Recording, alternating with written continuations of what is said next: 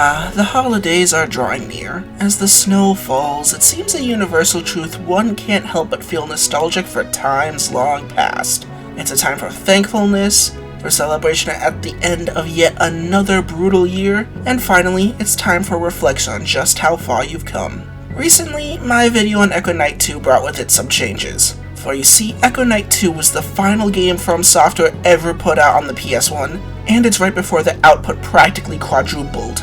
And I've come to a checkpoint in my long journey thus far. So, as a reward for all of you, whether you're new or old, today we have a compilation of every single one of my From Software reviews in game release order this time. The original Kingsfield video was 3 years ago now, and so not only will you see the evolution of From Software as a brand, but hopefully the evolution of my own style and commentary. Kingsfield was the second video I ever put out, after all. Was the first that I put out without a janky half-unlocked piece of shit video editor. So sit back, grab a cup of tea, hot cocoa, or your favorite brand of Estes as we cap off what has been a 3-year-long journey for me. I hope you enjoy.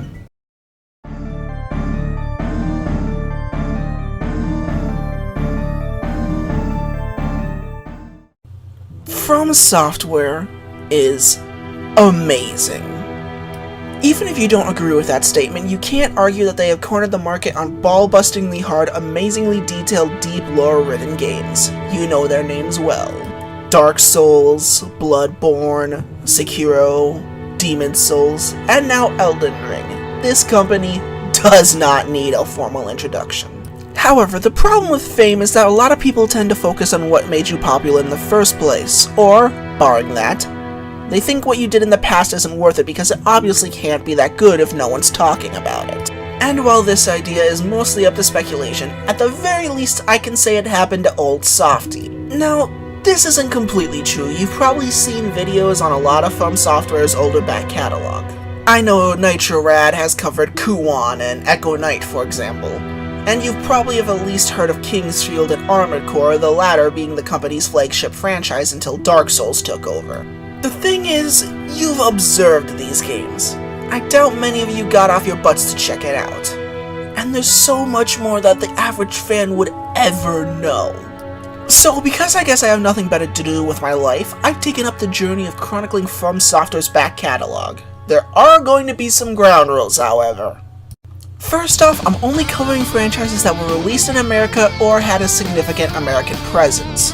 For example, I'm covering Kingsfield 1 and Echo Knight 2 despite the fact that those games were never released in America simply because the rest of the franchise was released over here. So why not pick up those games as well? That also meant if Metal Wolf Chaos XD didn't exist, I plan on covering that game anyways just because its English fanbase would rip me to shreds if I didn't. Second off, I will do my best not to cover any spin-offs, but I will cover direct story expansions. This mostly applies to Armored Core. Dear God, Armored Core. Armored Core has a lot of expansions and sequels to every game in its canon. That makes it a nightmare for me, but it makes it much more easy for you to watch. Ironically, we will have to break this rule when we reach the only game of a non-FromSoft franchise. Finally, I'm not covering anything once we hit Demon's Souls, which means no Dark Souls and no Bloodborne. Because this entire show is to dive into the interesting parts of FromSoft's history, and I'm not even remotely qualified to talk about those games. So don't ask, got it, wise guys? Well, with that finally out of the way, we're starting with the Genesis, the Alpha and the Omega, the original Kingsfield. Now, as far as I can tell, the original Kingsfield had a very quiet launch despite its technical prowess. It was indeed one of the first PS1 games, one of the first first-person games on said console, and one of the first RPGs on that console. Safe to say, I'm getting excited! Before we begin on this worldwide adventure, I should probably talk to you about how you can procure this game for yourself. There are two main versions, the original Japanese PS1 release and a completely remade version from the ground up that comes part and parcel with the Sword of Moonlight creation tool. Apparently, the very same development kit that From Software used themselves. If not, at the very least, the software was released by From Software, and the remake is the sample project that comes on it. I will not be playing this version. I will be sticking to a translated PS1 version. Give me jank. Give me Clunk. Give me Kingsfield, god damn it. Speaking of the original version, according to reviews, the game was very polarizing. Some people said it was one of the best games at the time, and others bashed it for being confusing and cryptic mess. Well, there's only one way to figure that out. Now, something I want you to notice, according to every place I found and my own file size, the original Kingsfield is up there with Doom for how little space it takes up on the hard drive. Which has already put my mind in a bit of a screw, considering most other launch PlayStation games had file size in the hundreds of megabytes, something I've come to expect. Even Rayman, which was 2D compared to Kingsfield 3D, is bigger. I don't know whether I should be impressed or worried. Well, heaven or hell, let's rock. We pop the game into our charts, assault the play button with the mouse, plug in my PS3 controller, and we can start this magical journey together. From Software's first ever video game, the birth of the beauty, of the difficulty, and the sensation. Feast your eyes on the majesty!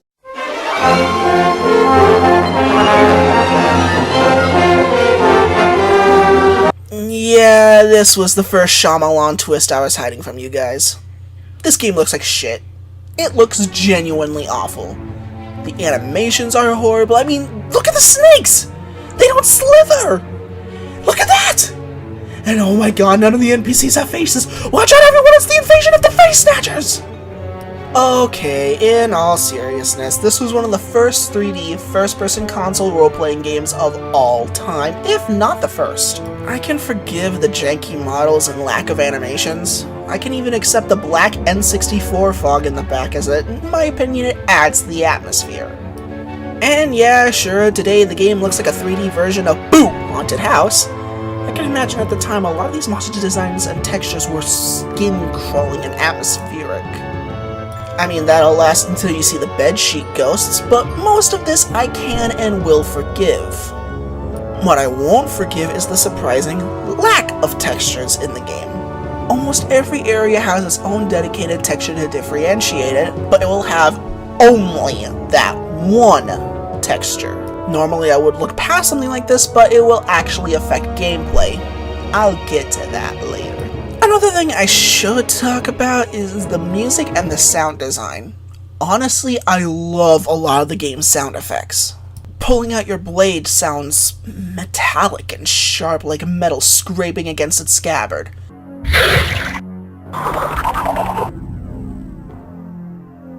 Enemies can sound ridiculously creepy, and you probably will be spooked a good few times upon hearing a completely new enemy sound, or what the hell was that? Hell, even your magic spells have a nice little bit of beef to them. The music, however, is a mixed bag. The first stage theme is okay, one could even say it's a little creepy with its droning, elongated beats and strings.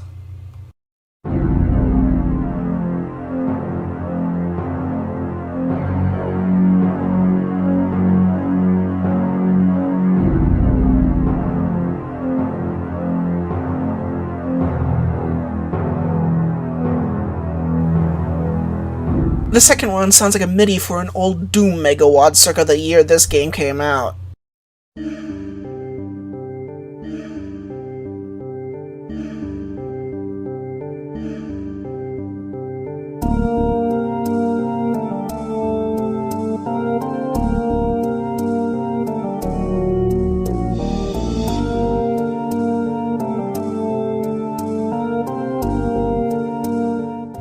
The third song is an opening theme, and it feels nice and dramatic for what that's supposed to be.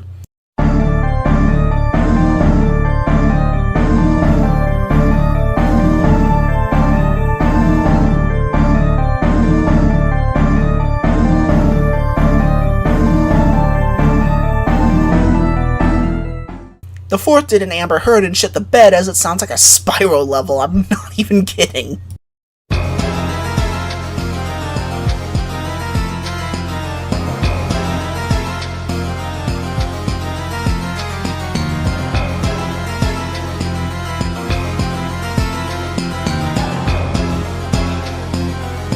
At least the fifth level finally comes back to the atmosphere that the first level had.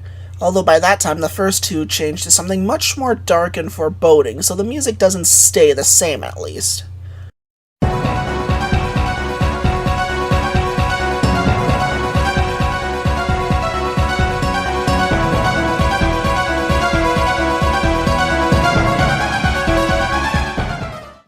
However, each song is only about 1 to 2 minutes long, and you'll be spending hours on each floor. It does start to get grating after a while.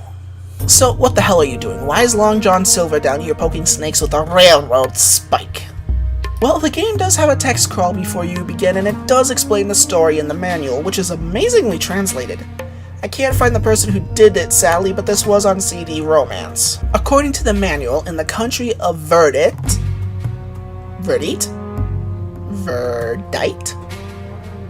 Anyways, there was a massive war and many people died, and a hero rose to save the day. He disappeared, leaving only a prophecy that he will bring magic artifacts back. A sanctuary was built to honor him.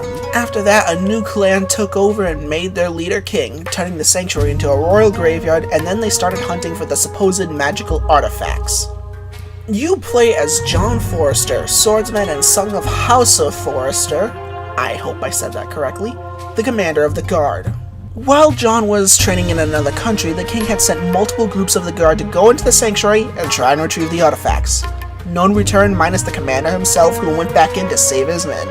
Turns out, touching magic stuff you don't know what it will do is a bad idea, and monsters have arrived. Fearing for his father's safety, John heads in to save him. Okay, so I didn't know he was actually called John. Most of this is just backstory, but it does give you a good reason why you're here, and the manual introduces you to many characters and items as it can, and guides you into your very first gameplay goals. However, since this game only has about 5 levels, why don't we take a tour on each and every single floor and run you through the general experience of playing this. Before you even begin the game, there's something strange. You'll notice that throughout the whole introduction, there's no menus. You boot into a new game every single time. So every time you start up the game, you're gonna have to slap the X button a bunch until you get to the main game, and then go into your pause menu to access your load menu. Efficient! So now we start the game on the first floor, and the first thing I noticed about John is he's slow. I mean really slow! He only walks, his sword swing is a pitiful chop, and he has the magic spam capabilities of a fledgling wizard. Well, this doesn't bode well for him. I carry on and enter the first room to my left, which I find that you can interact with practically every prop in the game world. Chairs, beds, barrels, corpses. Sometimes they'll have useful equipment or items, sometimes they'll have nothing but a funny description. While in this room, I notice a weird outline on the back of the wall. So I go in and wall hump it, and what do you know? It's a false wall. And just beyond that is a chest and a skeleton! We do battle! And he totally whips my ass. Just like in Dark Souls, the first skeletons you meet are overpowered assholes. This might be a good time to talk about some of the game's mechanics. The first thing you'll notice is that fighting feels kinda bad. First off, your attack is pretty slow, as we have mentioned. This isn't a bad thing, as it is perfectly serviceable for this type of slow dungeon crawling game. What is bad is that almost every single enemy in the game can attack faster than you and probably has longer reach to boot. And you can probably tell just by looking, telling if you're in range to attack is a bit of a pipe dream. But I did learn that pretty much as long as you're within the first half of the attack animation, you will hit so long as you walk within range. But none of that matters so long as you keep getting hit. So what do you do to dodge? Well, that's where the best part of the controls comes in. Pressing either shoulder button will have John strafe left or right, and you can use this to slip past the enemy's attack and get in the hit for yourself. So you're essentially playing by classic Ys rules. Attack from off center, and if they have their back or side to you, take every opportunity to punish them for it. This ultimately is pretty serviceable combat, and you do kinda get into a rhythm eventually. And yes, I say rhythm because you can't spam attacks. I mentioned Ys before, and now for another classic action RPG. Your attack is based off Secret of Mana rules, aka your power bar at the top here must be full to do any realistic damage. The only truly awful part of the combat is there's no real indicator that you've hit. No blood or sparks or anything, something to show that you actually connected. I mean, sure, the enemy jitters around a little bit and makes a noise, but that's not enough. And to be perfectly honest, this all falls apart if you're surrounded or facing multiple enemies. So don't. This isn't a game where you should try to be an action hero. You're alone down deep in these catacombs, surrounded by monsters, and you don't have much health, defense, or offense to share. Getting hit will hurt, and every hit adds up eventually. And everything poisons you! I swear, every enemy on the roster has an attack that has a random chance of inflicting a status ailment! And if you die, and on your first playthrough, you will, the entire game resets. You go back to square one. Nah, I'm kidding. Yes, indeed, the game resets if you die, but there are crosses that act as save points and you can load the save. However, this does lead to the classic Dark Souls problem. If you find a key item, do you progress forward or do you double back to save? You could die if you progress forward, or it'll take longer if you go back to save. There is one universal exception to this rule, but I'll get to that later. Enemies only respawn in small numbers after a certain while, so backtracking isn't too terrible, but you still have to go through some enemies. There is one saving grace to all of this. One lonely light to guide your way through the ever-blackening abyss that is the catacombs. John can use magic. Look how impressive it is! Jokes aside, magic can be an incredibly useful ability for taking out enemies at range, killing the otherwise untouchable ghosts, juggling between magic and physical attacks to stun lock enemies. Oh yes, you can animation lock your enemies this time. They can't lock you, but you can them. However, be warned, young warlock, because magic is finite and there is but one MP item you can use to refill it. And even then, it's best saved for another proper use. This is a good time to tell you about the horrific user interface for this game. It tells you nothing, except your current stats and what you have. Items and equipment have no stats, nor descriptions to tell you what they do on their own separate pages. This is a bigger problem than it sounds. Some things are easy. A medicinal herb heals you, an antidote herb takes away poison and also heals you. And a recovery medicine heals both that and paralysis, and heals more than the medicinal herb? But what does the dragon tree fruit do? What does the phantom rod do? You may not know without wasting them. Now, about equipment having no stats. The game usually follows a set path. The more powerful it is, the lower it will be on the list. That's all well and good, but sometimes you'll pick something up and it'll be sucky. Like the blood mask, which gives high defense, but also drains your health and takes away a bunch of strength. You wouldn't know that unless you were paying attention to your health and realized something was amiss. The only way to check your stats is to equip an item, back out to the stats menu, check that out, go and equip another item and compare the stats. It's such a pain in the ass. Finally, I can talk about the level now, and it only took most of the damn video. Honestly, this first level is the one you'll spend the most time on because it's the tutorial level. It never outright states anything, but you'll be baptized by fire to learn combat, you'll learn that skeletons are huge dicks, and you'll learn that you should investigate anything and everything to get your first few missions. On this floor, you need to recover the deceased key, turn back on the dragon spring, and disarm the trap stopping you from getting to the second floor. Those were said in levels of necessity. You need the deceased key to get around most of the first catacomb. You won't find it in the level, no, it's being held by the priest. He wants his cross back, and it's being held by the rather shifty Gil, one of the two shopkeepers in the game. So this is the first of two instances of forced grinding in the game, and hopefully by the time you're done, you'll have found better equipment and items. And oh yeah, don't buy equipment in this game. There's nothing you can buy in the shops that isn't free on the battlefield, so check everything and anything and only use your money on recovery items. Eventually you'll find a golden cup and hey, kinda looks like the dragon spring, right? So you bring it back there, right? Nope, your ass actually has to walk across the entire map to go to the dragon temple and put the golden cup in a recess there. Like you would know to do that. Once that is done, voila, you have your only permanent respawn point and MP refill station here. Now if you die holding a piece of dragon tree fruit, you'll be taken here instead of restarting the game. But if you didn't make any significant progress, you might as well restart, so you have to walk all the way where you died. Dragon Tree Fruit can also be used as a full heal, thank the humanities in Dark Souls, but much like humanity, there's better things it can be used for. Another thing you'll want to keep an eye out for is illusionary walls. These things generally contain some good items, sick loot, etc. Now technically you can find them by wall humping the entire game or using the phantom rod, but if you pay close attention you can see a little outline and a line on the floor. Once you know the tells, you'll see them practically everywhere, even though wall humping isn't that slower than normal walking, so it's up to you. No, I can't test if it's that easy to spawn real hardware. I can't play this game on real hardware, damn it. Once you have the deceased key and turn on the dragon springs, you can go back to the top of the map to press a button that turns off the arrow trap blocking you from leaving. If you have enough items and equipment, on to floor 2. Now that I made that entire statement, you might think exploration is a piece of cake, right? Well... No, it isn't.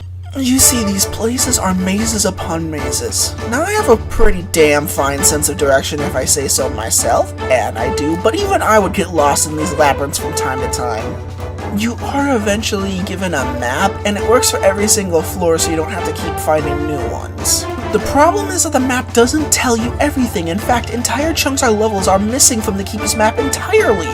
As a matter of fact, nearly all of level 4 is missing. Now, there is a magician's map that shows you everything, and it really reveals the true horror of how labyrinthian these levels can truly be. Plus, you need to find keys, you need to find items, and there'll be all the cryptic stuff on top of all of that. It's almost a weird Metroidvania, but the bare minimum to call it that. I'll explain later. Floor 2 is your first introduction to the ghosts and these plant bastards. Ghosts are normally not a threat, they just kind of float wherever they please, they don't chase you, or if they do, I never noticed, and they only hurt you if you stand too close for them to too long. They'll inflict minimal damage and darken your vision, which is annoying but not unworkable. These plant fuckers though? Fuck them right in the little fucking hole they have. They're incredibly fast, hard to dodge, are surprisingly durable, and come with a lot of their other spawn. Speaking of spawn, here you'll learn that the enemies have a bizarre form of scaling. If an enemy appears on the floor, then every time it shows up on the next floor, it will be stronger than its first appearance. Take these head ripper dudes. These things that was almost instant killing on the previous floor now have enough hit points to nearly kill me. This level also starts introducing cryptic bullshit. Your two goals here are to get the harp that lets you raise platforms so you can cross bottomless pits, and get the 2 seals on the level. However, doing that will only take you through about 40% of the level. The rest is either optional or locked behind the dungeon key. Where do you get the dungeon key? In a random room guarded by a plant bastard for some reason, is tucked in his own little corner and is a bit more difficult than the rest.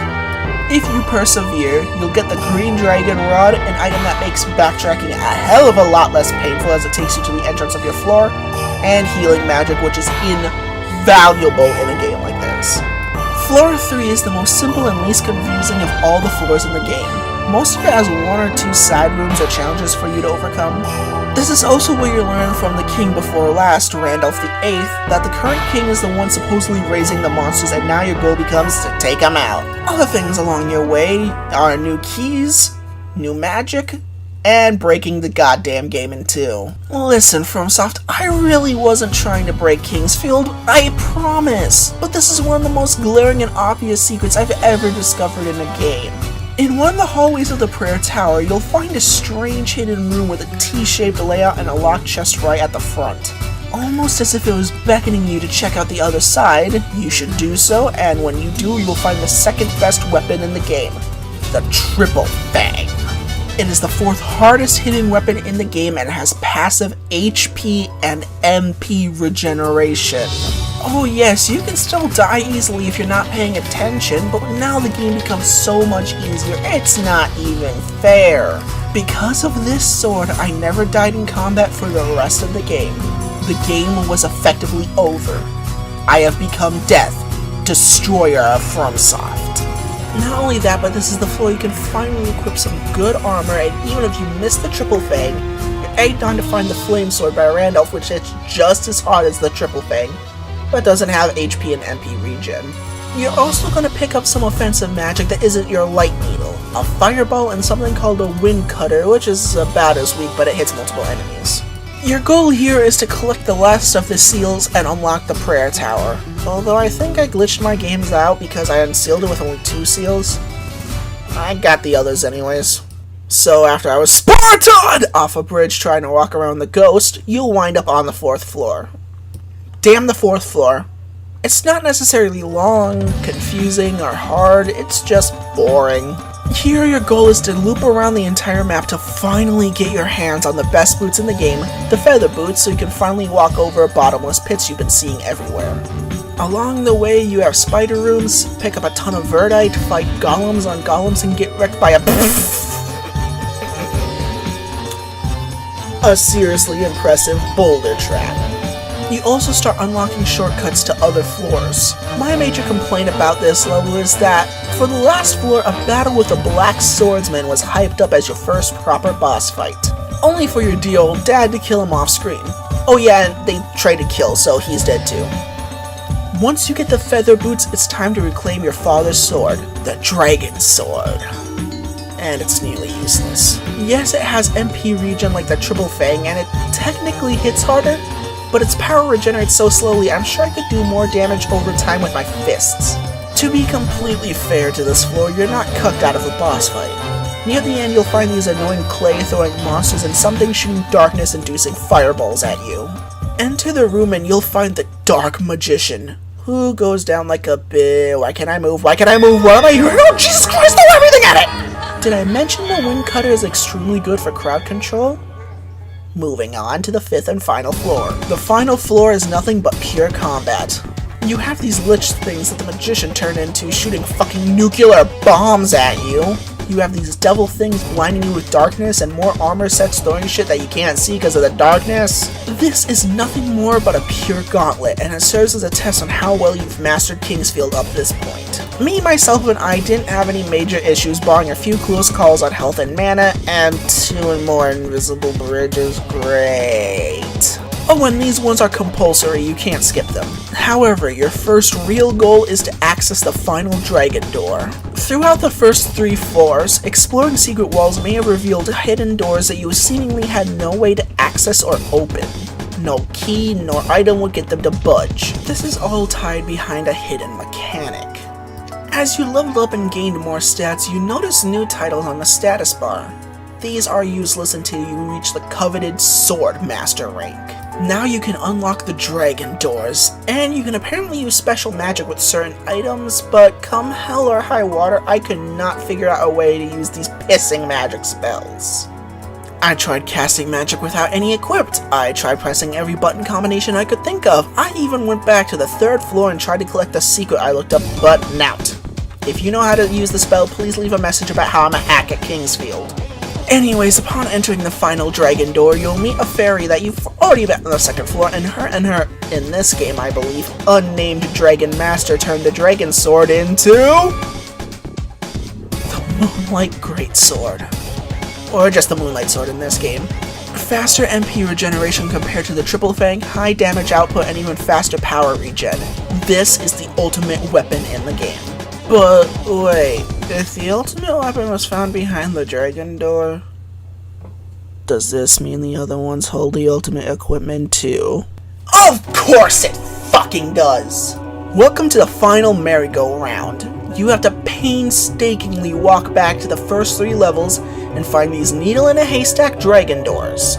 Now, personally, I was lucky enough to find the first 2 by accident and commit them to memory and stumble on the 3rd one, but if you weren't that good at spotting the tells or you happen to forget, you can scrounge the floors looking at every nook and cranny hoping to find your way through this inky blackness, all while nothing can harm you because you're rocking endgame stats. Nothing can slow you down because you can kill it in a few hits, if not outright, and you have no directions to go because all of them are hidden behind the invisible walls!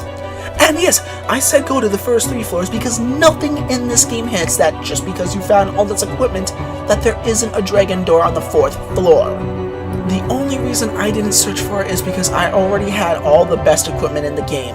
So finally, after all the cryptic mazes, difficult combat, and annoying music you've gotten through, you're finally at the final boss arena. You start off surrounded by high-powered devil monsters on all sides who of course shoot more nuclear bombs at you. My advice is take them on one at a time and do not aggro them all, or you'll be staring at the first floor before too long. Once you whittle them down, heal up, munch on some dragon fruit, and learn the king has been taken for granted. Walk down a long bridge and you'll come face to face with, oh god! Somebody beat you with the ugly stick! This is the heavily mutated form of the king's son, who once again has gone unnamed.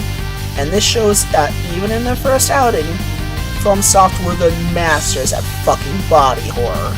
The fight, however, isn't nearly as terrifying. You can't hit him with physical attacks, so your only recourse is magic. But he gets stun-locked from your shots, so I kinda stun-locked him to death. Munch on Dragon Tree Fruit and keep shooting him, and there's nothing he can really do but stand there and take it! Eventually, the big bad falls, the door of darkness is sealed, I guess, and John is made king for his heroic efforts, and I'm finally done playing Kingsfield. If I were to collect my thoughts, I would say it's an absurd jank fest that requires the player to have a ton of patience, curiosity, and willpower to uncover the truth of what happened down in the royal catacombs. But in the end, I also think the game had a certain charm to it. It's not that brutally difficult once you learn how to properly fight enemies, and learning the game's secrets the first time is incredibly rewarding. The balancing is broken in all sorts of ways, but it's a damn first attempt. And let's not forget, this is one of the first games for the PlayStation, so when your competition is mostly arcade games, this game's a bit of a technical marvel.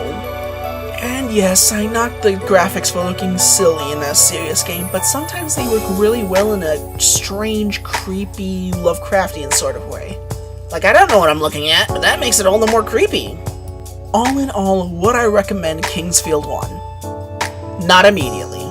It's a janky piece of crap that can only come out of the launch of a 3D system, and despite the charm, I don't think most players will care to finish it. But if you want to see where FromSoft learn how to spread their wings and fly, or if you just like seeing janky PS1 launch shenanigans, I say why not? I mean, the game is technically not really quasi-freeware anyways, where's the harm in trying? Now, apparently the sequel, on the other hand, Kingsfield 2, or just Kingsfield here, was a major improvement, as everyone talks about this game instead.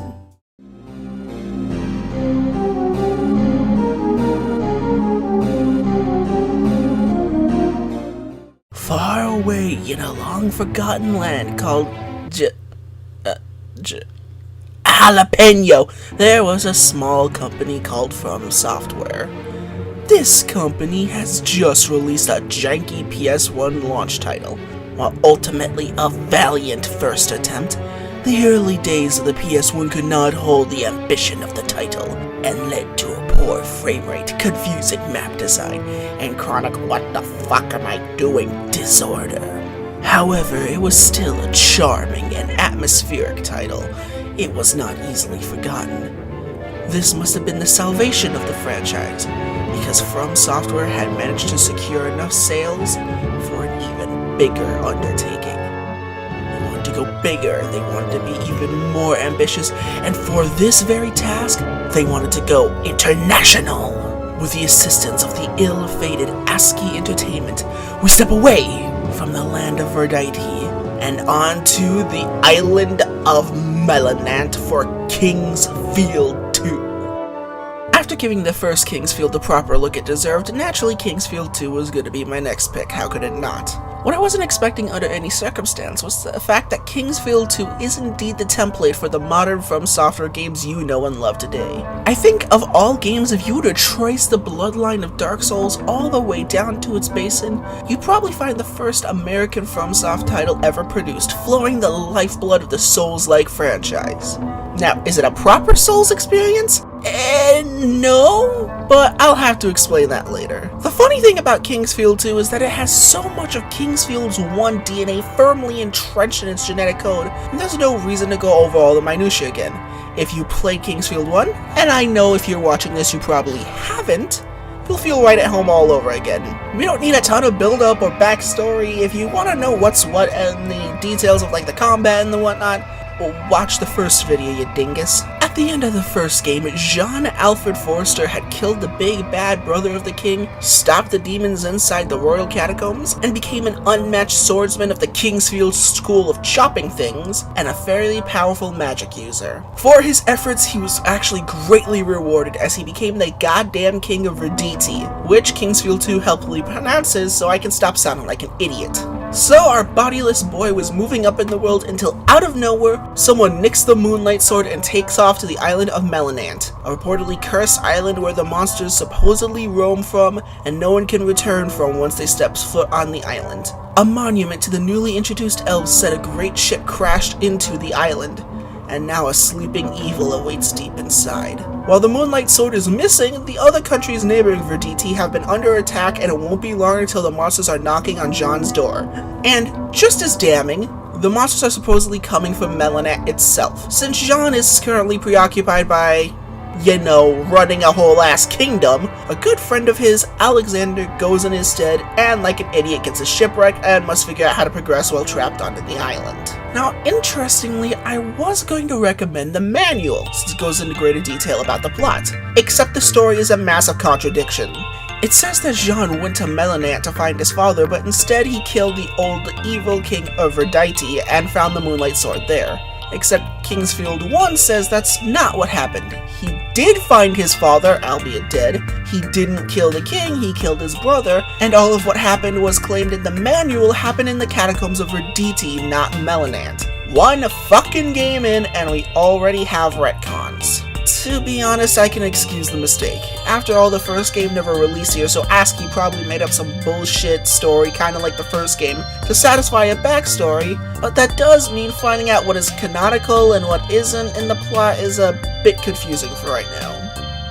However, we do get a lot of backstory, including the fall of the elves, the mysterious King Harvite who once ruled all of the land but fell to the attacking monsters of Melanant, and the two supposed gods of this island. We have Gyra, the black, evil dragon god, and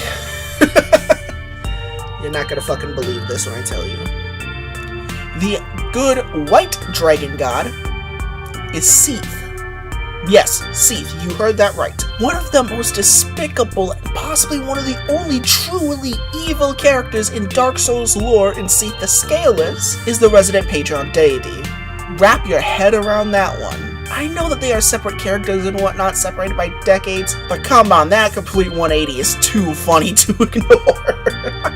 The plot in the game itself is told through the environment and NPCs as FromSoft norm. The high amount of NPCs and environmental detail actually tell a somewhat interesting plot, unlike the first game, which was pretty much just go here, kill bad guys, find dad. For you see, the first humans you see in the game are dressed like guardsmen of some sort and attack you on sight. So you may be a bit confused on why some attack and some don't. Turns out your journey to recover the Moonlight Sword will be put on hold because some dickwad named Necron has set up shop to stop people from reaching the deepest parts of the island. And he's enforcing his rule on the local citizens, so they have to obtain crystals for some reason. If they don't, they starve to death, and if they resist, they die. So now your goal is to try and get past all of Necron's traps, power yourself up, and reach the deepest part of the island to take him down and retrieve the sword. What's interesting is that Necron is apparently a very recent villain, and minor spoilers, was once just a normal villager who's corrupted. He's even making his own demon army just to try to keep the island. Of course, he's not the main bad guy because there's still plenty of space for a plot twist. A plot twist is kind of easy to guess. I mean, people practically suck Seath's cock in this game like it's a bad dragon, but this Gyra is spoken about like he's Satan, and since he's introduced in this game, guess who's controlling the whole operation? I mean, fuck's sake, he's on the box. Do I need to spell it out for you? I won't show him in this game nor the final map because it's honestly a bit of a really cool twist, but the ending is mostly satisfying and I didn't feel like my time was wasted at any point. The plot was not a kick in the balls. Well, after we study the plot, we pop the game into our totally legit PS1 since I have plenty of recording software and assault the power button. First off, I swear the voice acted ASCII Entertainment jump scares me every time, and oh, look at the baby from Software logo. This is the most 90s company thing I can think of, and I live for it. After that, you get beautiful PS1 full motion video and voice dialogue. don't get used to them because they don't appear until the game ends, but at least it makes for a very atmospheric entrance for sure. And we actually have a full-blown title screen. I mean, sure, it's just a still image and the most basic new game load game imaginable here, but it's something. And, okay, I kinda lied, we do get to finally see our protagonist here. For this animation, keep it in the back of your mind, because it's a fucking lie, we'll get back to this. So after we start a new game, we get almost a cold as an opening as the first Kingsfield, so I move in. Whoa! Alexander can actually move. If that's the case, what if I press whoa?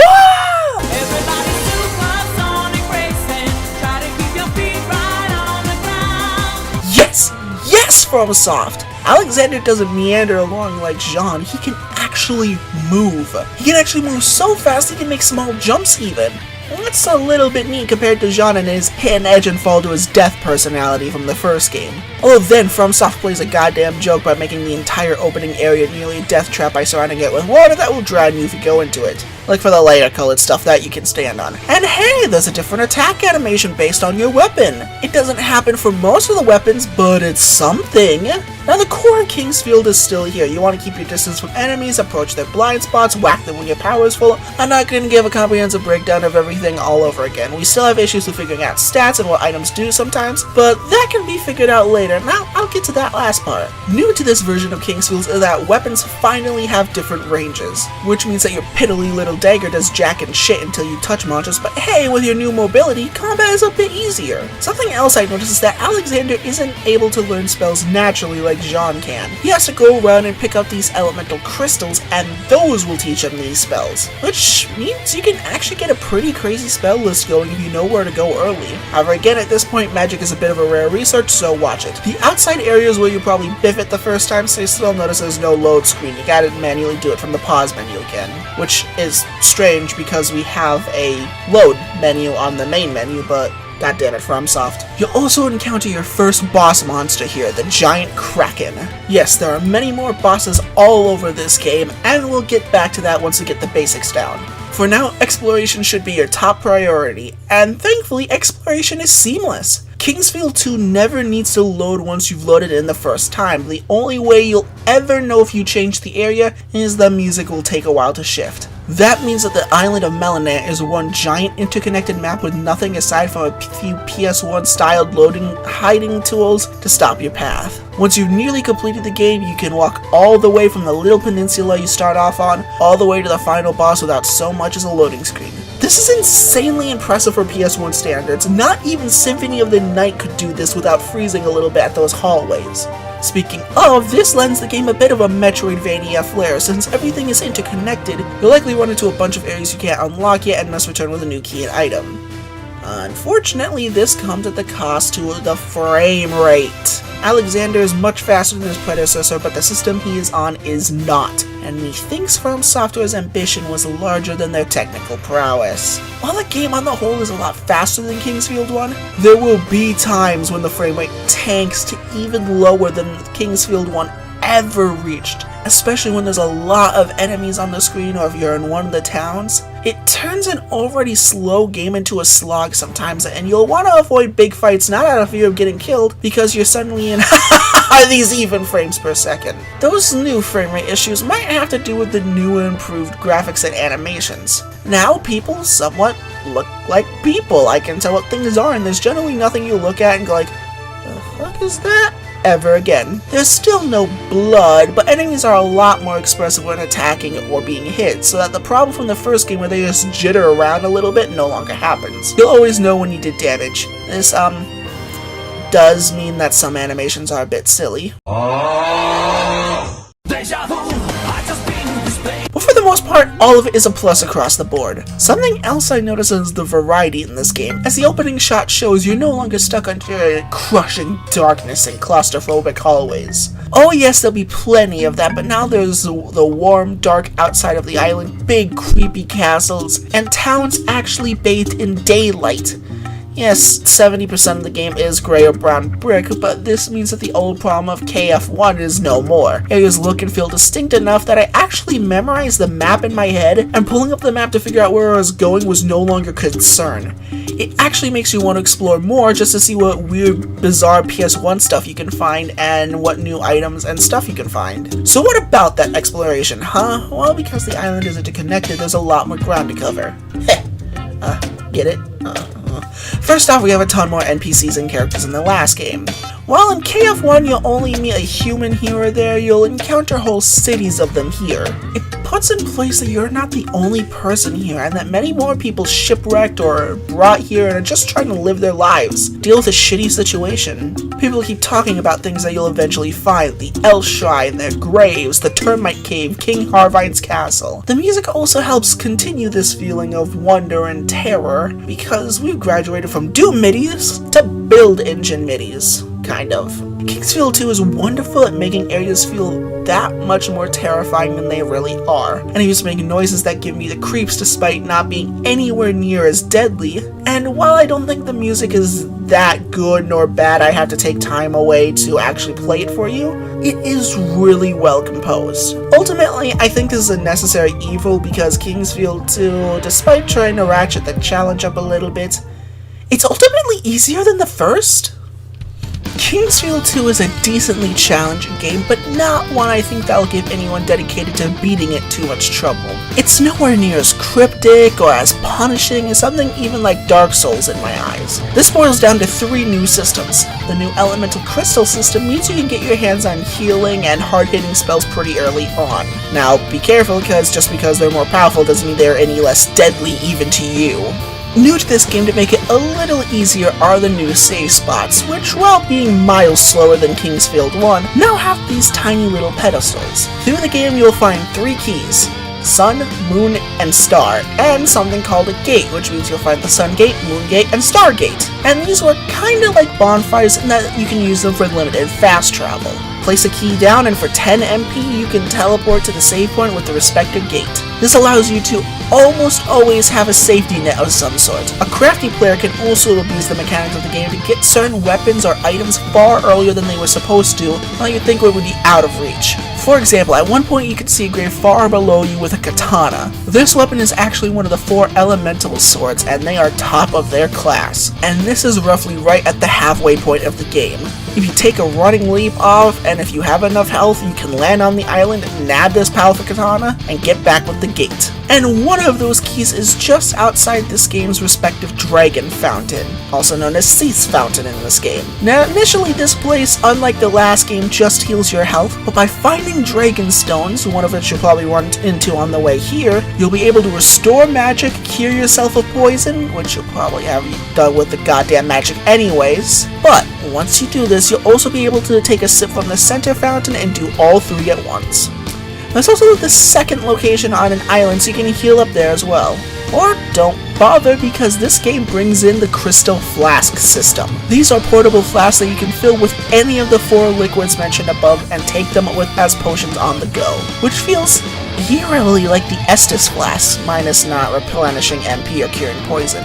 You can also carry a ridiculous amount of flasks, since you'll find crystals, which can be made into flasks, so if you're in any danger you can just shotgun a bunch of potions to heal up, top off your magic, and cure poison in one fell swoop. The new combat potential is much appreciated as well. You have new spells, but many of them can hurt you if you're too reckless. Special mention goes to Lightning Bolt and Waterfall. Still, of course, throwing boulders at skeletons is always good fun, and the MP cost is generally higher to compensate for you being able to heal MP at almost all times. Some spells do colossal damage, and some do pretty simple things such as freeze enemies in place. Not damaging mind, but you get free damage for not that much effort. Something completely new is ranged weapons. You get a bow and something called an arbalist I never found. However, both kinda suck. They do high damage, but take so long to draw, and their velocity is pretty slow, so you still look up and down with the triggers. Aiming is kind of hard. Ironically, it's best on stationary targets, though one thing a bow shouldn't be used on. At least I think. You also now get your hands on two-handed weapons, and these actually end up slowing down your magic regeneration speed along with the last spell you used, of course, instead of just slashing your magic power, which is a nice choice that allows you to fire off a spell here and there and keep the damage while focusing on attacking with melee weapons. Something that was pretty necessary, finally. Everything you pick up in the game world has a purpose and is balanced for the most part. No longer will you go into a certain chest halfway through the game and pick up something game-breaking that seemingly has no purpose in this world other than to be broken as hell. Even the all-consuming Shinden that I mentioned earlier, that's only really good if you're doing slash damage. If an enemy resists or outright ignores that, you're up shit creek without a paddle. It's not one weapon to rule at all anymore. You'll never have something like the Triple Fang incident all over again. These stats did exist in the first game, but since all the weapons had the same animation, none of them felt unique enough to care about. But now, skeletons don't take a ton of damage from cutting weapons, but smashing them with an axe or a hammer does the job pretty damn well. Flying enemies don't take as much damage from wind attacks, etc, etc. As for plot significance, there are now one NPC who will give you basic Souls-like descriptions for all of your weapons, most of your items now. She appears in an empty corner of every town in the game. Unfortunately, she's a bit rare, but she'll list off what every item in the game does and the plot significance of the item if it has one. So the basic sword and shield she won't talk much about, but for the awesome flame sword or Shinden, she'll be more than happy to let you know that you're carrying around a weapon of mass magical destruction. However, this isn't to say that Kingsfield 2 is easy. For as much as you've grown, so have your enemies. Magic isn't exclusive to you, some of your foes have it too, and it hurts. These early in-game slug enemies would probably kill you stone dead if you get caught in their little magic beam, and if not, still deal insane amounts of magic damage. This turns a late game area, the Cave of the Magi, into fucking time crisis just because you need to duck in and out of cover and return fire so much. Certain enemies can just shoot you with basic arrows, whittling you down before you can even retaliate, and certain enemies will just paralyze you out of nowhere, leaving you to get chomped to death, leaving you to use the Bloodstone, which now has a use of curing all status ailments except for poison. These little stonehead things fire fast, and their fireballs hit hard without fire protection. I didn't even know you could kill them until I dealt with their bullshit for far too long. There are even the dreaded mimics in this game. They won't kill you stone dead for opening them, which is good, but they release a skeleton, which if you saw the KF1 video, you know, is bad. Something that is both cool and annoying is that certain enemies will have multiple body parts to hit, so you could just end up lopping off their tail so they can still fight, or you'll need to aim for their head to do any real damage. And just to rub salt in the wound further, the game will absolutely let you sell impossible to buy gear and key items, and you'll be forced to buy them back at a premium just to get the privilege of using it again. And unlike the first game that just hid all of its best equipment behind the dragon doors, this time this game does do that, and hides some of it through a long side quest, and at one particularly egregious point, through a massive cache gate. Damn. This pretty much means that all the best equipment can't be picked up until near the final battle, and unlike Kingsfield 1, the final area is nowhere near as hard to justify it. The final boss, however, does justify it, and is that hard, so you should probably get it all anyways. But the most egregious thing in this game is that you can get permanently stuck in areas. Yeah, you remember those gates I told you about? Well, there are certain areas in this game that, without those gates or without the MP to use them, you will be permanently stuck with no way to free yourself until you load a save. That's pretty fucking aggressive shit hauling, and the only true paddling I can give this game so far. That's just straight up malicious! And the thing is, unless there's lava underneath you, there's no true bottomless pit in this game, minus the big mine. So you'll want to throw yourself off of everything once you have HP to survive it, just to get rare goodies like the aforementioned Shinden. But there'll be often no way up once you do, so you better make sure you at least always have 10 MP or some way to refill it, otherwise all your progress since you saved is null and void. And to make it worse, sometimes it can be something amazing like a new crystal to teach you healing magic or a rare magical item. Or sometimes it can be a piece of variety or straight up nothing, and you wouldn't know until you threw yourself off the cliff. Thanks, game! Thankfully, nothing of plot importance is stored behind any of these traps. The only thing that will be slightly challenging is a path to the ending that has a combination for a late game area, and you need 2 keys to get inside it. That's it. The other thing that makes up for the challenge is the brand new and improved bosses. Yes, Kingsfield 2 has many more bosses than the first game, and they all come in great supply. Some are good and challenging, some are not. The first boss, the Termite Queen, isn't actually challenging herself. All she does is sit there and attack if you get close. It's all the paralysis-inducing bitches around her that keep spawning. But luckily you can abuse the AI lack of ability to leave this room and just snipe at her like...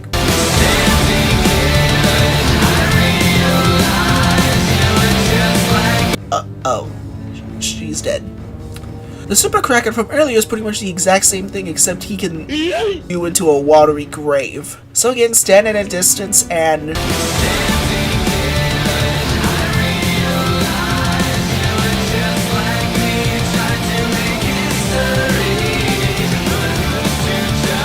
Most of the bosses were pretty much bigger, tougher enemies, so I didn't even realize they were a boss at first. Like the Big Magi. I legit didn't even notice he was a boss until he came back for the finale. All in all, they aren't a terrible collection of foes, and they can all seriously make you taste pain if you approach them stupidly, but they're not amazing either. However, the big bad hyped boss, Necron, is seriously no joke. Not only do you have to take down a boss rush, including a brand new and improved devil boss, but you'll need to do it all in one go. If you teleport out to heal up for him, you'll need to do the whole rush all over again. Necron himself will take a ton of punishment and has an unavoidable attack if you get far enough away. He'll do it if you get close too, but you can hit him to try and make him think twice, meaning that you're locked up and close with a duel with a man with an axe arm. Of course, he's not the final boss, but I'm not gonna show it this time. I guess all that's left is the level design, and for the most part, there's nothing too insane once you figure out all the game's little quirks. Sometimes an impassable area may just need you to take a Souls-like sphincter-tightening running jump. Sometimes you need to jump off a high ledge to complete your objective. Sometimes you just need to find a certain key out of the 5 that you're given. For the most part, I never got lost except for the Cave of Fire, which is one big circle, and that threw me for a loop. The secret areas weren't too egregious. I do know that I had to look up the solution for only a single puzzle, not because I didn't know the solution, but because I didn't write it down, so I was a bit confused and the layout was weird and da-da-da-da-da. Honestly, for the most part, I really do like the level design. It can lead to some really cool organic moments. For one part of the game, I was exploring the deceased King Harvite's castle. In the main hall, there are these statues that shoot fire at you. Now, they're easy to outrun and they're kind of a pain to kill, so I ran up, collected everything I can, and then bolted into the last room of the castle. I interact with the only thing there, a painting of a king who claims I'm the intruder, and the walls open to release 4 copper knights who are pretty much mini-bosses. So, of course, I panic and try to run out to the only free space, which is currently being taken up by the fireball-tossing lunatics outside. It put me between quite the tricky rock and a hard place. I could either deal with the statues and door fight the knights, or I could try to hold my own in that room. Either way, I'm going to get hit a lot and use a lot of supplies. And this could have been entirely avoided if I had taken care of the statues earlier. It didn't feel unfair or cheap, it felt like I was being punished for not paying attention and taking care of business when it first arrived, and for panicking. Now, for all the praising I did, there are moments of pure bullshit, like the holes you can get lost in. There was one time progression was locked behind a trapdoor that led to the first proper dungeon, the Termite's Nest, and whenever there were swinging axe or mace traps, you kinda just had to hope you had enough HP to survive the first hit, or maybe 2. There are a lot of areas in this game where you can't get behind them or disable them without running through them the first time, and there's a lot you can never disable, meaning that you'll just need to hope you can survive. One particularly annoying part was a chest at the end of 3 swing traps, and a bunch of skeletons guarding it, so you had to try and take care of the hard boners while not trying to get shafted from behind by the axes, and not be giving a buggering from the front ones. And also there's nothing down that hallway, just some gold and dragon tree fruit, which, yeah, is in rare supply, but you really have no reason to use it anymore either due to the decreased difficulty. Why are you here, tree? What are you doing here? What is your purpose, tree? Why are there more than one of you?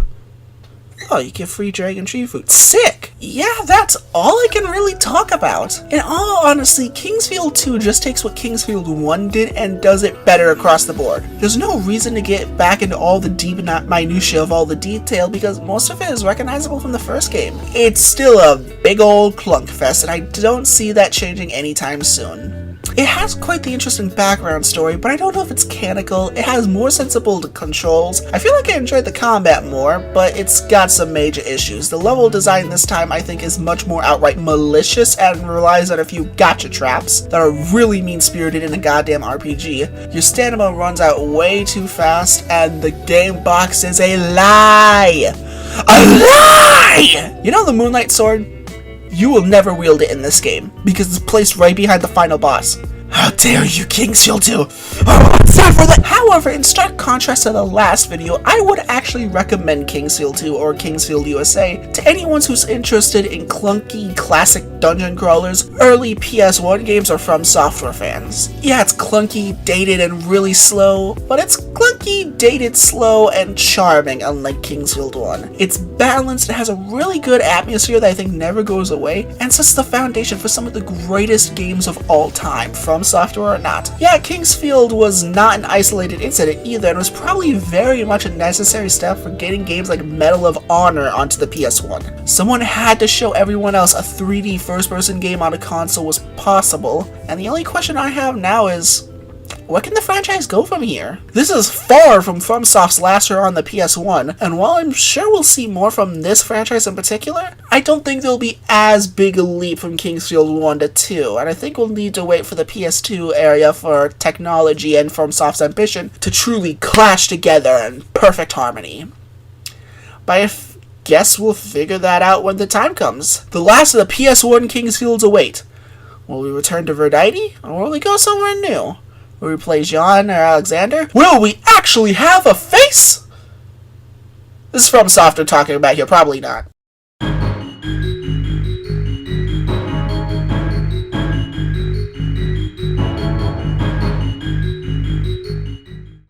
In my time, I've wandered 100 different universes. From the far-forgotten past of Lordran or Albion, to the far-flung future of EDN3 or Gaia. And yet, for some reason, for the last year, the country of Verdite has always been a special place in my head. Ever since I finished the original Kingsfield a little over a year ago, I've been wanting more. I knew more was coming, and I did get my wish with Kingsfield 2 a few months later. However, when this series is said and done, I'm gonna run out of these uniquely atmospheric worlds explored from that amazing first-person view. And even with the fact that more games in this style are on the way, this is a bittersweet moment, for this game is the end of a trilogy. For you see, the last two games offered an overarching narrative about the dragon gods Gyra and Seath and their attempts to control or destroy the land of Verdite. And caught in the middle of it was the newly royal Forrester family and their close friend Alexander. And tonight, this bloody legacy will end. For good.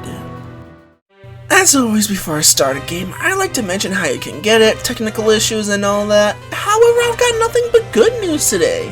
For you see, one of the biggest obstacles to playing the Kingsfield and other From Software games is the controls. If you watch even a segment of my videos, you know that I whine about them a lot. Well, that's a thing of the past, and at least in terms of a modern control scheme with our archaic strafing buttons or triggers to look up and down. Recently, a very good person by the name of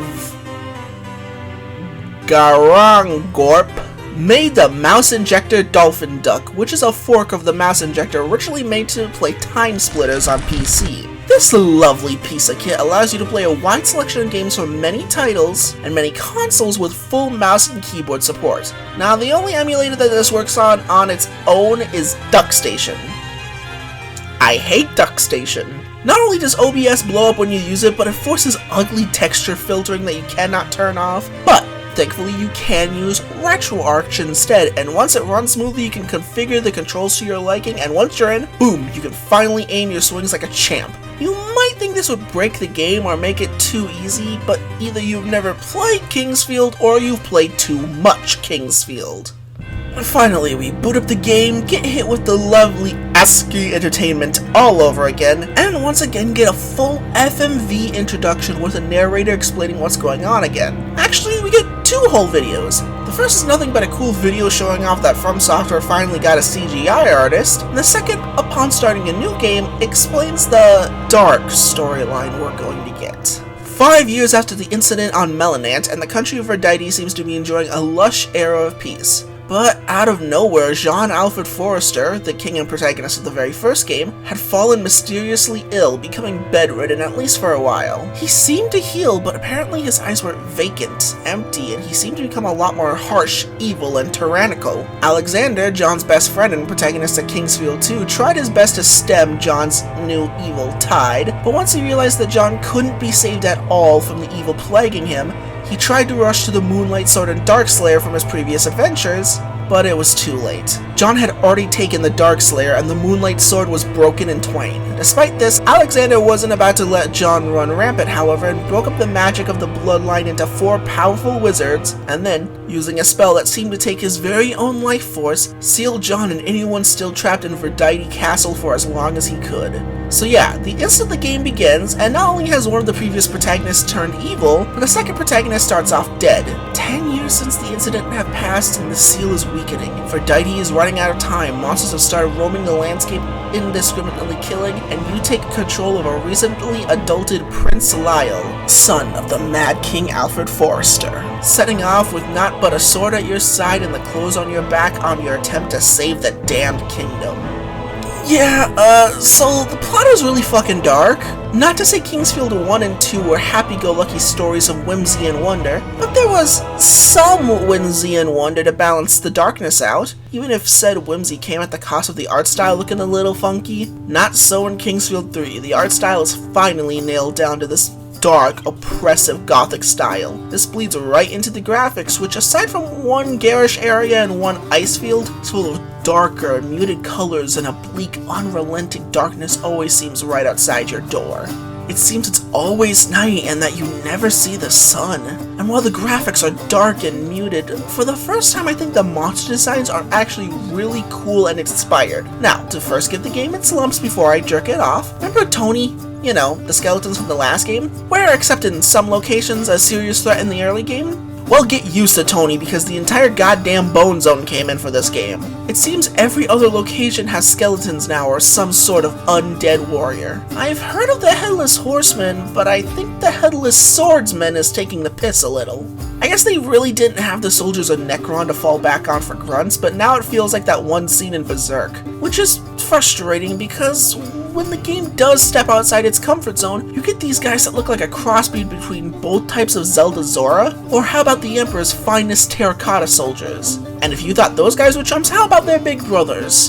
A lot of the monster designs in this game are straight up inspired, and I feel like they would go on to be, very familiar. I can't put my finger on it. As for what doesn't feel inspired, well, I hate to say that the music falls flat this time around. Okay, it's not bad, but if you asked me to bang out a tune, I couldn't whatsoever. It's all very fitting and subdued. And as for the sound effects, well, they mostly all come from Kingsfield 2, so they're all good. As you can expect, most of the gameplay is also straight from Kingsfield 2. Explaining the difference between the two games is kinda like explaining the differences between Demon's Souls and Dark Souls. It's more of a really massive balance patch list rather than some massive expansion of KF2's play kit. Magic seems to regenerate a lot slower, the almighty crystal flasks are a lot less prevalent, and the even more powerful gold potion is even more rare, so that safety net has been either nulled or culled depending on your skill level. And arguably, the biggest change against the player this time is that the previously, semi-invisible hidden doors are now fully hidden doors, being damn near invisible until almost the entire end of the game, meaning if you want to find all the secrets, break out your Wolfenstein rulebook and wall hump everything. And here's a little hint, if there's 2 of something in the room, or if it seems to have a pointless reward, wall hump everything. There's probably a secret wall hidden in there somewhere. Also, while I gave myself a set of better controls to navigate the dance of death better, it seems the dance is even deadlier than before. I swear, some enemies do so much damage to you, and bad positioning means that you can get wombo comboed half to death or even all the way to death if you're not paying attention. Not only that, it seems status effects are all over the place. In Kingsfield 2, aside from poison, I could count on my fingers the number of times I was paralyzed or had my vision darkened. Now it's like dodging a fucking Macross scene. If you get hit by any one of the projectiles, then you're poisoned, have your vision entirely blackened, or get to sit nice and still for the enemies to gang up on you. However, this is from software, so everything they taketh, they giveth. So not only do you start with an honestly pretty damn cool sword for the first time, the Accelerator, but it's a living weapon that upgrades as you score melee hits. You don't need to have the weapon equipped, just in your inventory, and you start from a pretty decent dagger to a pretty good sword to a damn near endgame level greatsword. There is a catch with this weapon if you decide to go for the best ending, but by that point you probably will have found better equipment. We're also back to the Kingsfield 1 version of some rather interesting weapon positioning. For example, one of the best weapons in the game, the Capricorn, can be found in the third area, the training grounds. It takes a lot of work to find it, but it's hinted at, and once you do, it'll carry you well into the midpoint of the game before it even starts to become inefficient. And even then, it's still good, if you can stomach the long times between swings. Speaking of the combat, now when you hit anything with any attack, the enemy will glow red for about a second, thank the gods. This is especially good because if you don't deal enough damage of a certain type, the enemy in question will not even flinch like the enemies of past games, so typing is even more important now. And also, we now have a hybrid magic system. Since Lyle is of the Forrester bloodline, and since his father learned magic naturally, so does he. To actually unlock the magic, you need to find and visit the previously mentioned 4 wizards, usually by completing a side quest or some sort of dungeon. Nab the magic and it'll start leveling up on its own as you level up. Or you can grab a crystal Verdite, or the magic crystals from Kingsfield 2 to give you an instant boost to that magic category. And with the fact that there are so many accessories, it means that you can boost the magic to ridiculous lengths and crush scores of enemies. Was there anything else that was so great about the... Oh yeah, the Triple Fang is back. It's nerfed a little bit by the healing and magic regen being slow, but it still does both, still hits like a semi-truck full of concrete, and now can be found before the hardest parts of the game. Now, there are some neutral changes, things that are here or there that may turn some people off or may make some people enjoy it more. The first big one is that the game is surprisingly linear. Aside from a few splits at key areas, the game is more or less a straight line to the finish. Well, more a sine wave to the finish now. There's a lot of backtracking to be doing, and you will need to explore these side areas for useful weapons, the magic masters, and most importantly, the keys for getting the best ending. But the country of Verdite is much more of a forward march than the sprawling, constantly folding in on itself island of Melanant. Interestingly, because of this, your fast travel has been nerfed. Throughout your adventures, you'll find various springs giving off blue and gold potions. Part of the game's plot requires that you find the 3 artifacts of Icarus. Each one will allow you to fast travel to one of the golden springs, which means that you still gotta do a lot of running around, though this is rectified in the final act of the game. When it comes to the gameplay side of things, that's it. I mean, sure, I could go on about the minutia weapon drops, the cursed armor, the trapped chests, but all of that is nearly poppycock compared to the above. Softy had an if it ain't broke, don't fix it attitude that served the sequel well, so I'd just be regurgitating what I said in the first 2 videos if I kept going. It's just a bigger, beefier, rebalanced version of the second game, and so for gameplay, you get no complaints here. Now, the thing that ultimately got me about this game was the story. As per standards and practices at Software HQ, the game is surprisingly lenient on story, but also has a deep, overarching narrative hidden away behind the NPCs and story details. However, the main theme is obvious and hits right home: despair.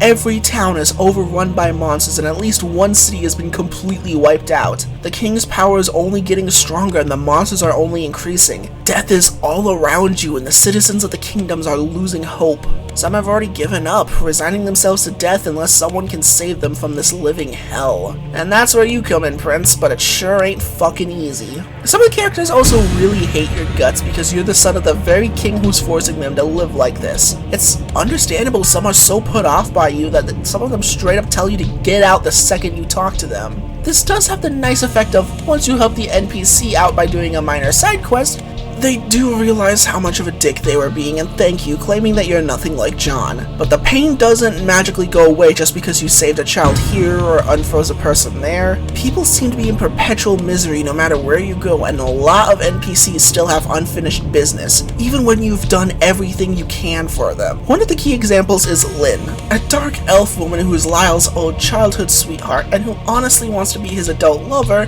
but also wants to desperately find her father who went missing. Late in the game, at the ice fields, you find her in her childhood home. Once you talk to her and receive a key item, she disappears from that home and storms a nearby den of monsters in a desperate attempt to get answers. Needless to say, she doesn't make it. I wonder how many players went on a roaring rampage of revenge once they learned her fate.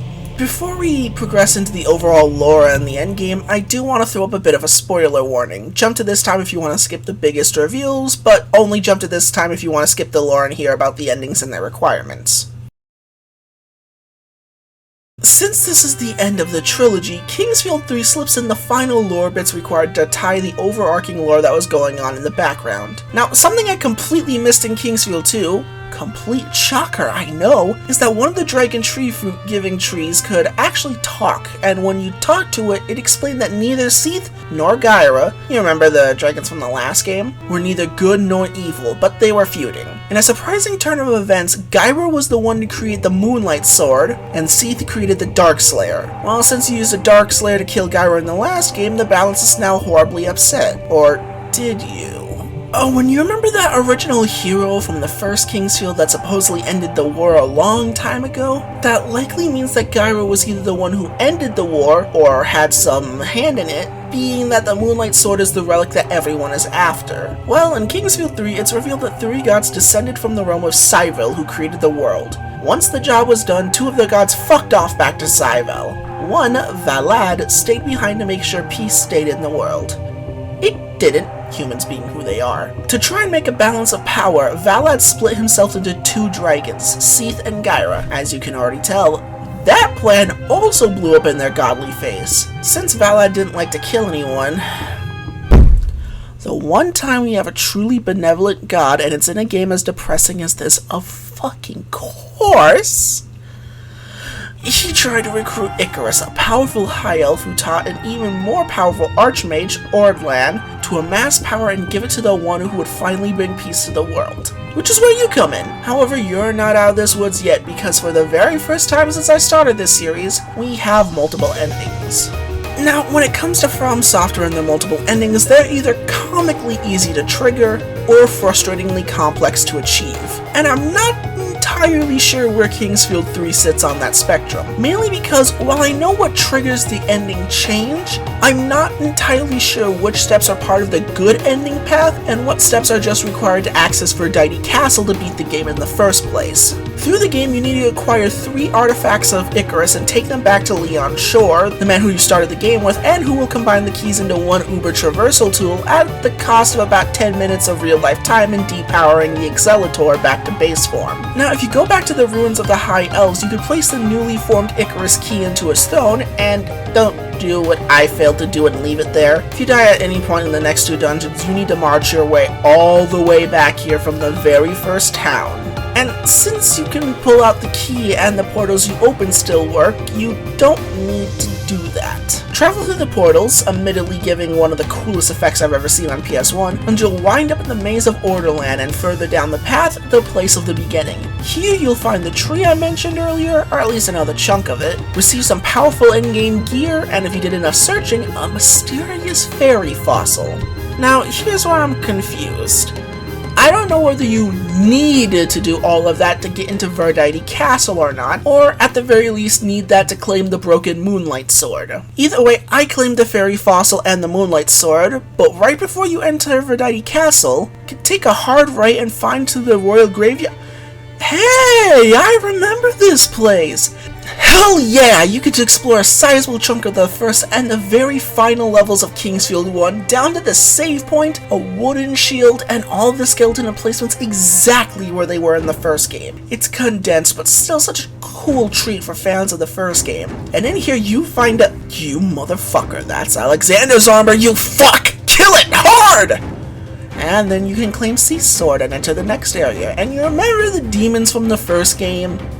They're back. Legalize nuclear bombs. Survive that onslaught and you'll wind up at the room of the final boss with no real way to cross the ravine. This is where Gyra is supposed to be, right? How are we— and wait, didn't Gyra have a— oh, fuck you, that puzzle is impossible unless you play Kingsfield 1. Oh, and by the way, you might have remembered that Gyra was a dragon from the first 2 games? Well, that wasn't really him. That was basically a mock-up made by one of his followers. I think Mithra was her name. His true form is— holy fucking shit, what the fuck is that? Oh, he's friendly. And he fixes the Moonlight Sword, false alarm. And now that you have the Moonlight Sword in all its former glory, you can finally storm Verdite Castle.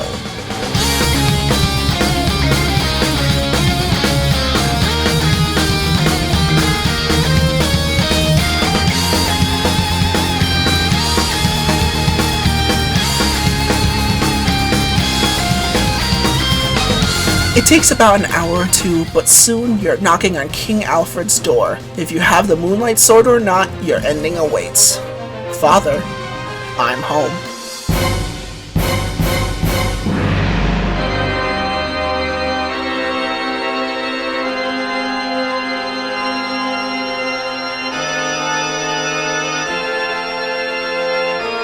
If you manage to hold onto the sword, you still have one final foe to face. Pick up the Dark Slayer and enter this void to finish this nightmare once and for all. For Alfred. For Hauser. For Alexander.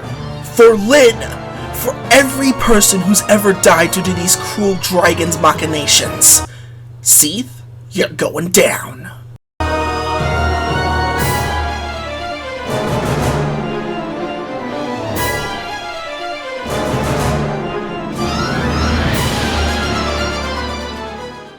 As Seath finally falls underneath your relentless battle, the sun finally shows over Verdite for the first time in 10 years. As Lyle stands victorious over Verdite Castle, Valad rewards him with the knowledge that he is Verdite's chosen king forevermore, and that for his brave efforts, Lynn will be revived to take him as his queen. And for the very first time since the Dragon of the Forest first broke the war between the countries, the kingdom of Verdite will finally know true and everlasting peace. This is the final game in the Verdite trilogy, but not in the entire franchise itself. Wherever Kingsfield goes, we will leave these lands behind for the very last time. Would I recommend Kingsfield 3? If you played or showed interest in the last two games, then of course hell yes. It's bigger, badder, and even more grand than those two adventures. However, before I sign off, I feel I should give a grand farewell to this trilogy. Kingsfield 1. Old, clunky, horrifically imbalanced, and yet somehow taking up less space than one of my Toho remixes, and set the baseline for the franchise to come. Told a simple but welcome story about a man wanting to find his father, and with one of the coolest final bosses in FromSoft's back catalog, at least in terms of pure design. Kingsfield 2, the codifier of everything that would come later down the line, balanced in all the right ways, and started up the lore that this franchise would follow, but surprisingly cruel in its tricks and traps, and easily the most punishing game for both PS1 and player. And finally, Kingsfield 3, the game that would unite everything under one banner. The best, most polished, but also the most linear and the actual hardest. God, I don't know how, but I grew a love for this franchise. We won't meet again until the PS2, so wherever Kingsfield goes from here, I will follow with open arms.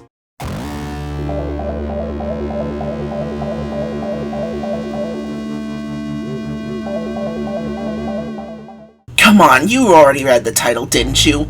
So yes, instead of jumping into the final Kingsfield game on the PS1, we're going to be taking a short little break and jump a game. Because god damn it, Armored Core 6 Fires of Rubicon is releasing, and I'd be just stupid if I didn't take advantage of such a situation and have my channel line up with current politics. Also, I'm getting a bit bored of dungeon crawling, so give me this one, why don't you? So obviously we're going to see the game get a technological boost, an entirely new genre, and we're going to drop the fantasy world for a while. I'm actually getting excited again! So what the hell is Armored Core? Well, believe it or not, it's From Software's largest running franchise, going strong for more than 2 decades now. It has, no joke, 16 whole titles if you count the soon-to-be-released Fires of Rubicon. Y'all thought Dark Souls was a bit oversaturated, you ain't seen nothing yet! This franchise consistently pumped out games until we got to the 7th generation. It took a bit of a nap while its younger brothers were soaking up all the blood, gore, and depression. But now it's back and it looks better than ever, although after playing the first game I have a few doubts. But I'll save them for post-release, as for now we're chasing our way back 20 years for the original Armored Core and its main expansion, Project Phantasma. Instead of a relatively medieval low fantasy world, we're now stuck in a barren post-apocalyptic wasteland! Yay! Before we begin, may we take some time to admire the Japanese box art? You have who I think is 9-Ball, the #1 ranked Raven, standing there menacingly in a beautiful photo-negative green, while surrounded by a pure white void, somehow telling you so much and nothing at the exact same time. Wonder what the American box art is. You maniacs! You colored him in! Also, for the hilarious record, the EU box art is just this, but they zoomed him out a bit and put a city behind him.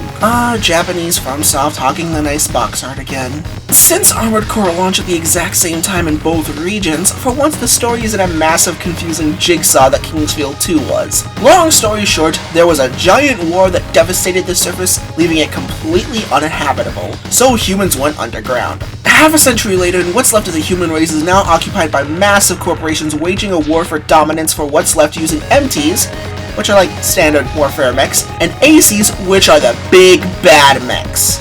Just like how they do in real life. You have Chrome, a superpowered monopoly who wants to control everything, they don't really care about human lives, and they're in bed with Chemical Dyneco, who are perfectly okay with horrific experiments. And to oppose them, you have the Murakamu Millennium, who are the opposition to Chrome, and they are a massive industrial company, and they're also okay with human experimentation by going more human than human. That's Blade Runner, not RoboCop! In the middle of this war between the groups, you have the terrorist group Struggle, who hates Chrome, Imminent Storm, who hates Murakamo, and the Gods, the poor bastards stuck in the middle who are trying to keep the peace in an increasingly dangerous world. So who do you belong to?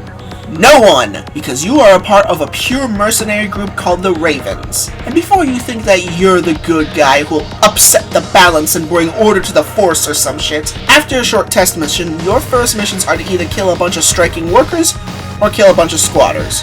You are not some hero. You're not some savior. You're an amoral mercenary who's looking for his next big buck. And it's enforced by the Raven's Nest too. You are repeatedly told that the missions that you take are your business alone and the Nest will not interfere no matter what you do. That doesn't mean that you're beyond consequences, but I'll get back to that later. After you're done with your test missions, you're thrown right into the Raven's Nest where you can change your settings, check your mail, accept missions, look at the rankings, and the most important, customize your mech, and holy shit, this is insanely deep for a console game. You have 4 basic components: a head, your core, an aiming chip, and your generator, all of which are pretty self-explanatory. Other than that, you are free to change every single aspect of the mech from the top down. You can change that rifle you're carrying into a bazooka. Need more weight capacity? Well, 4 legs are better than 2. Your weapons have a ridiculously small aiming reticle? Well, a better FCS chip will help with that. And there's an insane amount of weapons to play with. You can hold guns, you can add guns to your back, your arms can be the guns, I won't go over everything. So long as you don't overflow your energy output or weight, and as so long as you have all the required components, you can build whatever kind of stupid mech. It's a bit daunting at first, but not only are you outright told what each part does by pressing triangle, you also have a testing arena to make sure you're actually happy with the performance of each part. And if you aren't happy with it, no matter how much you use the part, there's no depreciation. Parts sell for the exact same you bought it for. Although I will say that some of the parts seem superfluous or near useless. Like, why would you buy a radar when they come free in most head units? It's just extra bulk. Also, a lot of the upgrades seem pretty incremental, especially the generators, boosters, and the arms. I think the next one down is just better. Of course, it all depends on what mech you want. Speaking of all the incremental upgrades, it should go without saying that every single part you buy can completely change how your mech looks, feels, and plays. Too heavy and your mech turns into a tank, so buy tank treads to get around that? Well, now you can't jump no more. Go between the 2 with the 4 legs? Well, now you have the best of both worlds, but you can't slide anymore, even if your default speed is higher to get around it. And that's just one example. To show you how deep the customization goes, every single head unit has its own AI voice and pre- and post-battle dialogues, which is just nice. System engaged. Combat system engaged.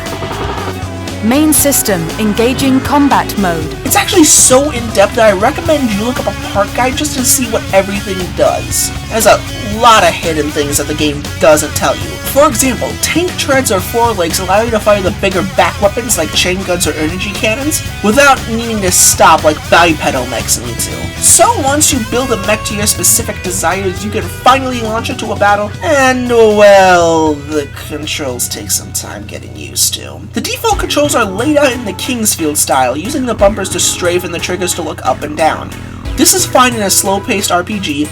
terrible in a fast-paced shoot-'em-up. I've heard terrible rumors about people having to play the controller backward just to hit every button on time, the infamous Armored Core grip. While I'm glad to say you don't need to do that, you never needed to do that. You can just remap every single control except for the pause and map. It's not like it's even an emulator thing, it's right there. I recommend making something akin to the dual stick controls on the face buttons and set all your actual action buttons to the top. That way you aren't working with tank controls and you can hit as many buttons as you want up top. If you're using an emulator, you can even map this to the analog sticks, but keep in mind aiming is digital with no aim sensitivity. Once you're over the hurdle of controls, the main game is a rather basic third-person shooter. You can fire your weapons, switch them, engage your thrusters, which you can use to both slide and ascend into the air, and use a close-up laser blade, which uses the same button as interacting with objects in the game world. The thrusters, laser blade, and some of the guns you use run off generator energy. Hit the red line, you're gonna have to wait a while before it can charge at full strength. Run out, and you need to wait the whole damn meter. Hope you weren't relying on energy weapons. It's basic, but it gets the job done well, and normally any control issues might just be to how you designed your mech. If you think that you can't do something or that your mech is too sluggish, it's probably because you have a part that's interfering. However, there is universal issues, mostly relating to the camera. Your aiming sensitivity is too low for my liking. That's not usually a problem, however when dealing with faster enemies and ACs, it can make swatting them out of the sky a pain.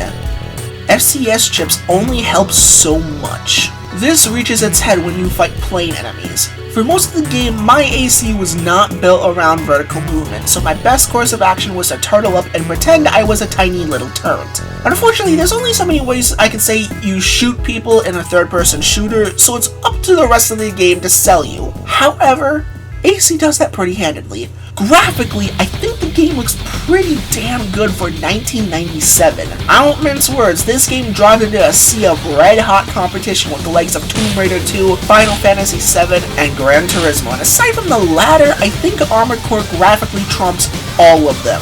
It helps that you're dealing with things that aren't meant to look human, which the PS1 infamously struggled with. There's a lot done to really sell you on your mech fantasy. Sliding on the ground produces sparks indicating metal being dragged along the harsh concrete. Guns all have their own projectiles, which has the nice effect of letting you know what you're up against. Oh fuck, that's an anti-tank rifle. Oh, fuck, that's an anti-tank rifle! Stuff like that happens a lot. One of the other things I'd like to point out is the variety in the environments and encounters. Just because the surface is uninhabitable doesn't mean that you don't go to it often. Even if 70% of this game is blanketed in thick fog and under a crushing ceiling, you do get variety from mechanical factories to forgotten military bases, to my personal favorite, a deep underwater base. It looks so pretty going through these clear tubes, and yes, you do get to go up to the surface in the skies and... Okay, I was using the hot wind blowing as a joke, but here we go!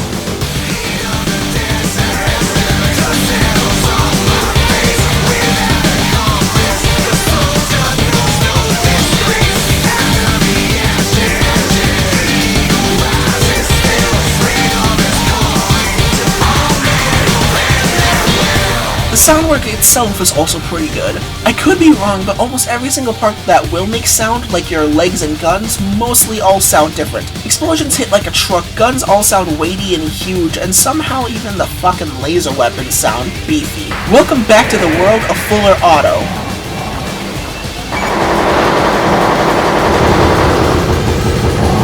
Target demolished. That should be enough DACA to satisfy even the most goblin-brained individuals. What I think is most interesting is the voice acting. This is the first FromSoft game to have more voice acting in it in the intro and exit screen from what I've played. It's surprisingly good, though considering that everyone more or less has the air of in danger but professional. We believe the targets are scattered throughout the facility. Release them as soon as you find them. This is Boulder. We're almost at the destination. System engaged. This is the guard. We've cornered the enemy as expected. We'll leave the rest up to you. The amount of actors is what really gets me. As mentioned, each head has its own AI. That alone is impressive. Speaking of impressive, there's the music. Mostly it's just thumping electronic beats for everyone to enjoy. The Raven's Nest theme itself is a total bop, and it should be considering the amount of times you'll hear it.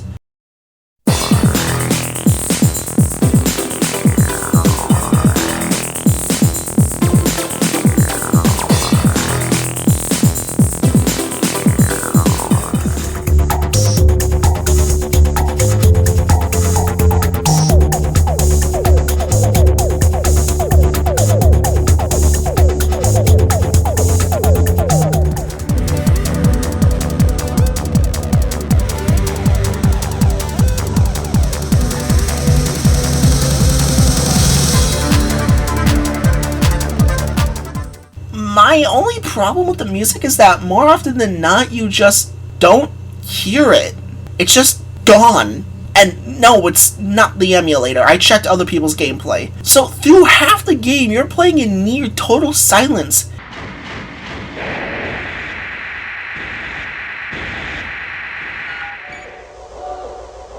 AC weapon obtained.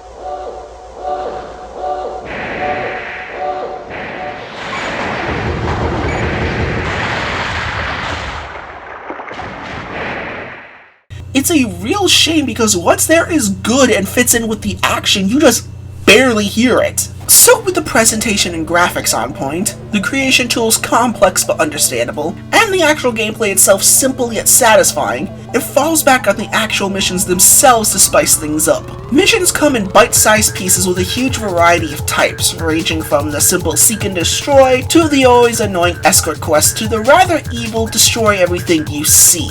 You're almost always taking missions from one of the two corporations, Chrome or Murakamo, with occasional missions taken from the guards and a so-called environmental group, and very, very rarely from the Raven's Nest or your fellow Ravens yourself. Most of your missions are just going to be shooting all the things, but often a mission will mutate on you, require something different than just smashing all the things. One memorable mission has you having to destroy a bunch of non-dangerous robots. Sounds pretty easy, right? And the problem is that they're next to a bunch of highly dangerous explosive generators which blow up at the slightest provocation.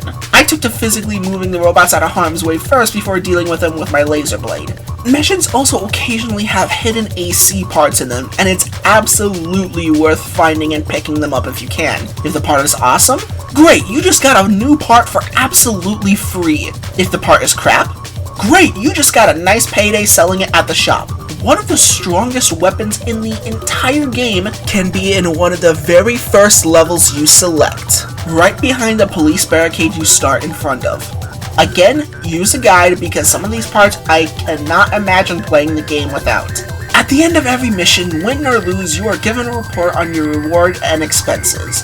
Every piece of ammunition you spent and every nick you received on your AC counts against your pay at the end of the day. There are a few ways to circumvent this. You could use energy-based weapons, but you better have a generator that can take everything. You could also just beeline towards your objective, but your opponents might be too good of a shot to let that happen. If you fail your objective, you get the report and get no reward. It's also possible to get a net loss on a mission even if everything goes well. Fuck up too bad and your ammo and repair costs might be bigger than your reward. Certain missions, like the aforementioned generator missions, will dock you money if you destroy the wrong things. Some missions won't give you any money at all and will only give you AC parts to play with. You're taking a loss no matter what you do.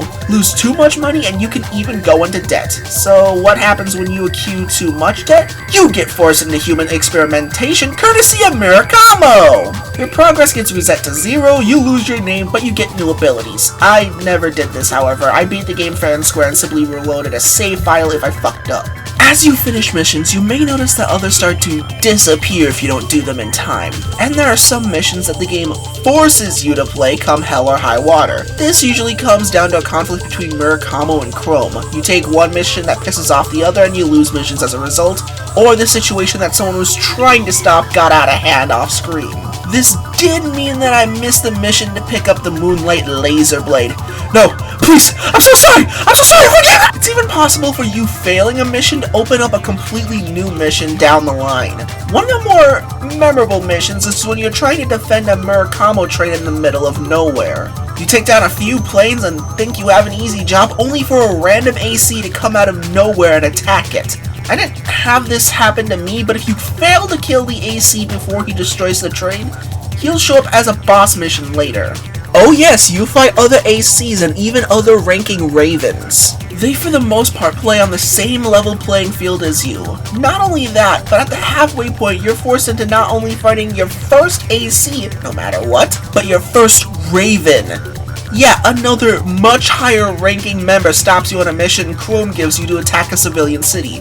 Killing her was actually a chilling moment, even if it was somewhat easy on my playthrough. This is actually where the plot splits somewhat, so I'm going to throw up a slight spoiler warning until we get to Project Phantasma. You know what to do if you want to avoid spoilers.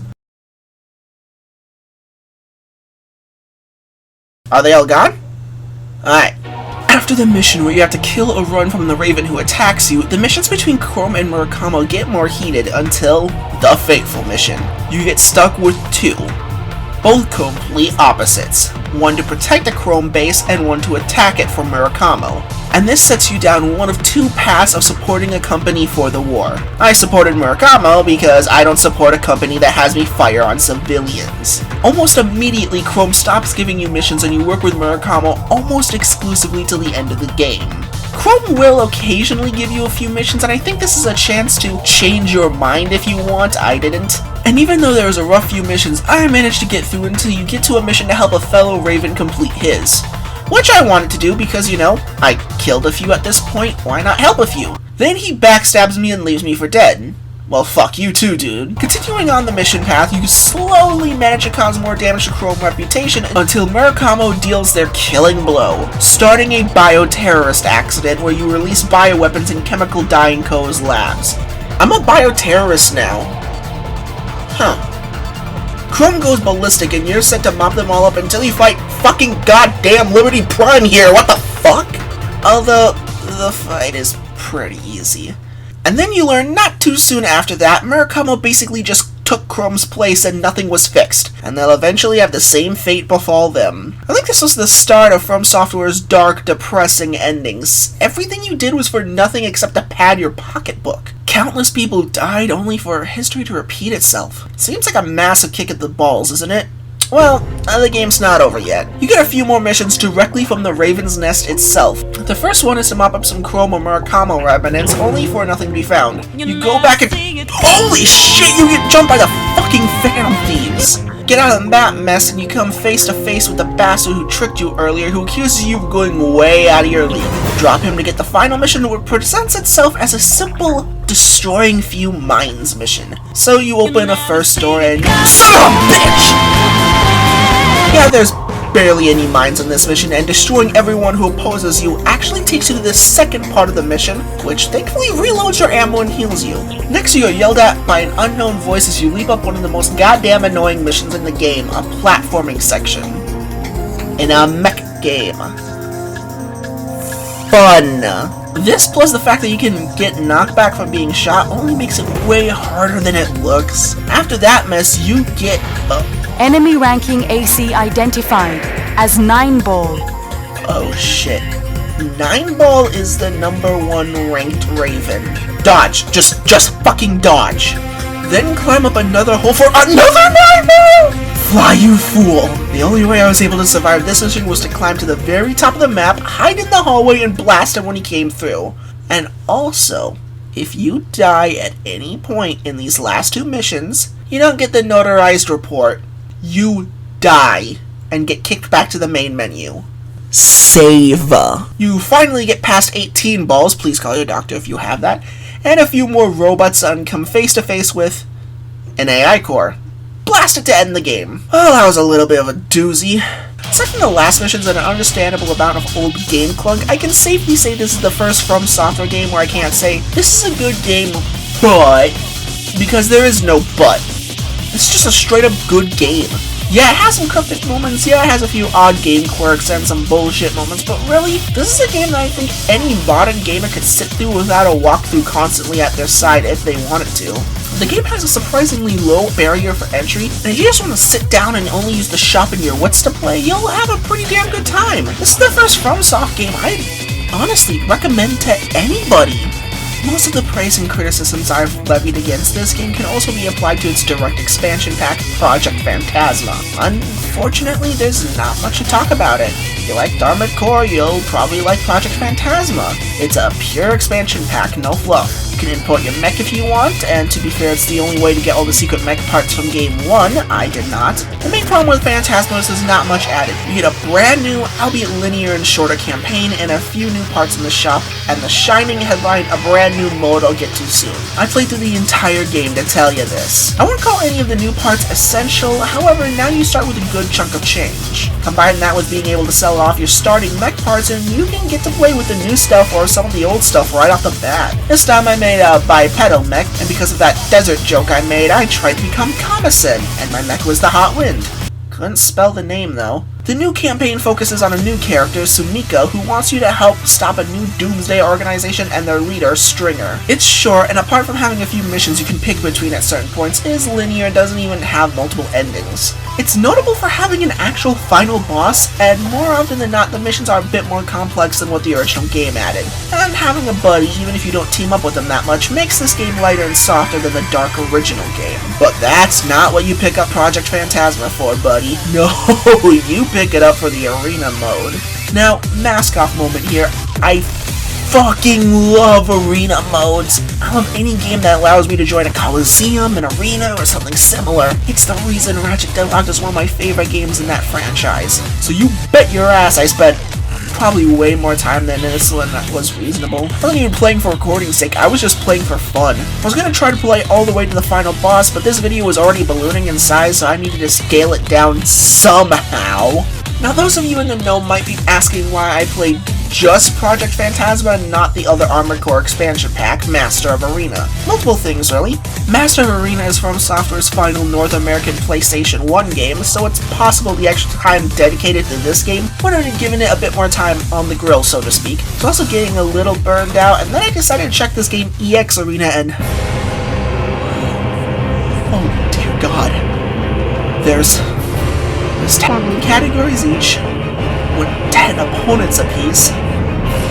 There's 100 battles here. For the sake of my own sanity and to get this video done on time, I decided I wouldn't play it yet. When we get to where it's supposed to be, I'll make a mini video on that game. Armored Core was one of From Software's first big successes, to the point that almost every game in the franchise made its way stateside, which wasn't something that happened with Softy's other franchises. Even in the PlayStation era, there are two games I'm not gonna be completely sure I'll be able to cover, though I might try. But most importantly, this was a game done right. Almost everything about this game is fun, and that's what matters. If I were to give it a rating, I'd give it 8-9 balls out of 10. What makes Armored Core special to me is that it's a holy matrimony between the hardcore mech combat games of the PC era with the more casual console gaming group, and it just made a perfect little third-person shooter on the PS1. As a matter of fact, I think it's actually one of the only good ones, don't quote me on that.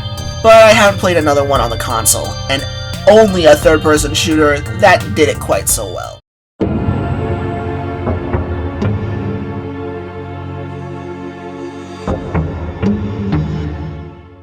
Well, here we are again. It's always such a pleasure. I'm gonna come clean. I have no idea what to make of this game. Shadow Tower. Gameplay-wise, it takes 2 steps forward and 1 step back. Plot-wise, it's an incoherent mess, and through it all lies one of the most creepiest and nail-biting horror experiences you could ever have. Not only that, but combine a lack of information with a few technical problems, this game was one of the more complicated ones to make. It's gonna be a weird one, folks. Strap yourselves in. So after the dual laser cannon blasts of Armored Core and Armored Core Project Phantasma, essentially being a little experiment that well and truly paid off, From Software went back to their dungeon crawling roots. But apparently they wanted to make a whole new franchise. So for now, Kingsfield is thrown in the dumpster. And also notable on this game is that ASCII Entertainment has been dropped and now H-Tech is in, a company that From Software would get pretty buddy-buddy with for a good chunk of the PS2's life. And they wouldn't stop until the DS port of The Adventures of Cookies and Cream. And that's really all the pre-release stuff I can find on it. I mean, for hell's sake, the game doesn't even have its own TV tropes article, and its article on Wikipedia is threadbare. I have nothing to prepare me for the horrors that lie ahead. Not really. See, this was the very first From Software game, maybe, I ever played. It's time for either that or Evergrace. I played this game on a demo at my friend's house years ago, and as you can expect, I got my ass handed to me. Who the hell pushes the attack button on triangle button? What kind of useless garbage? Anyways, young me was more interested in some other demos, so I never got to see it again.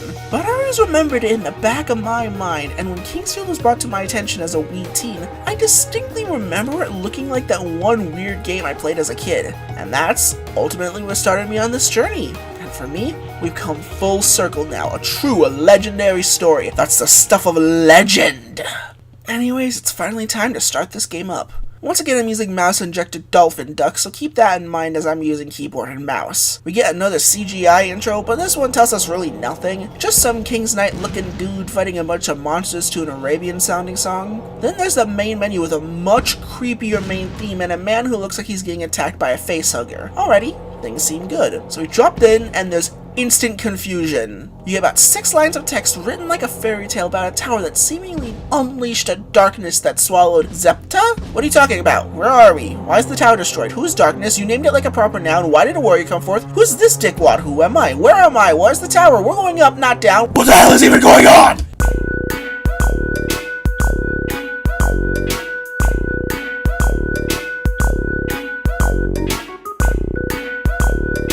Some of this will get answers, but I have to save the plot for the very last. It's one of my biggest complaints about the game. But let's talk about this first screen and what the game is trying to teach you that's different from anything you've played thus far. First off, you are dropped into the most hostile first area in FromSoft history. If you press any direction other than forward or back, you're probably going to die. You start on a staircase that is definitely not OSHA certified, because there are no railings, and yes, falling is instant death as per FromSoft norm. Trying to go up will have Diabolus himself decide you're trapped, so your only option is to march on in. Now, there's a few things you'll notice right off the bat. First, if you play Kingsfield 2 and 3, your sprint button has been taken away. Second off, you start with a pretty healthy reserve of health and magic, like endgame Kingsfield stats. This is not a good sign. Next, stop, collaborate, and listen.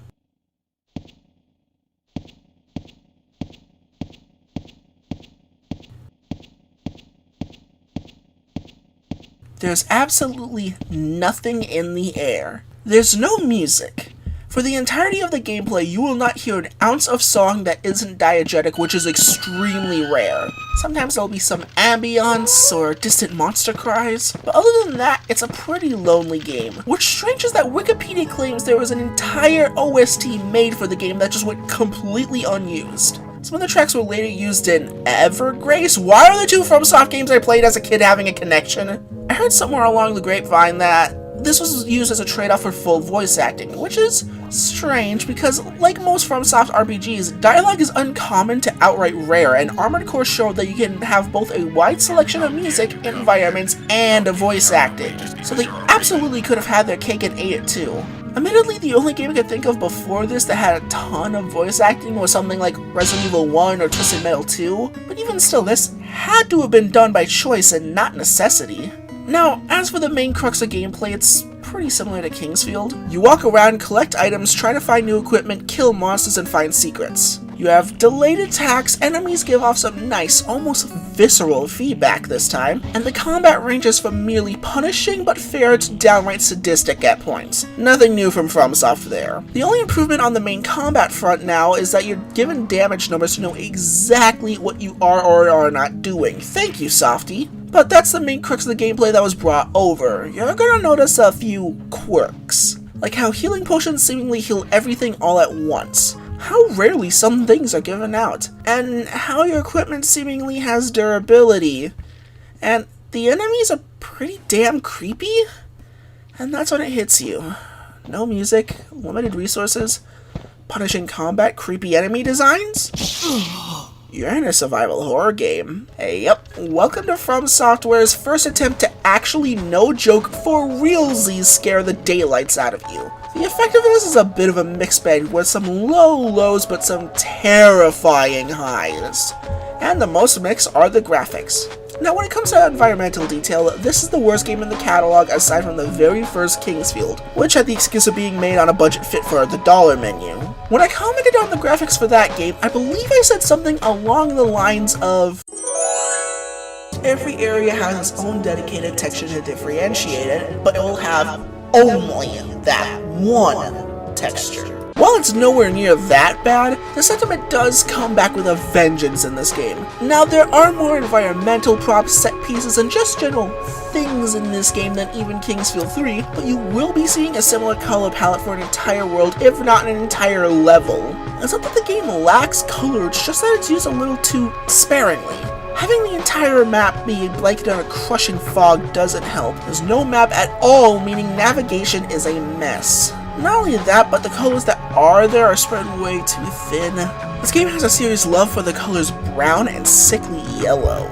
The dearth of color hurts because they're somehow separate worlds, though I suppose it would clash with the horror atmosphere and the horrific monsters. Not gonna lie guys, this game has some of the freakiest monster designs of all time.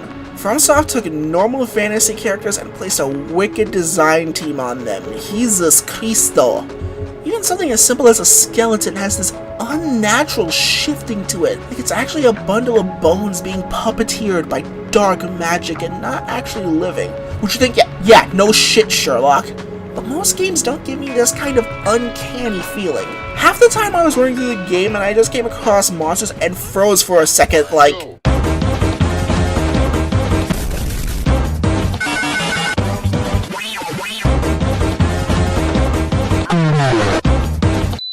Safe to say then, when it comes to horrific designs, the game absolutely nails them. The audio manages to stay fairly well done across the board.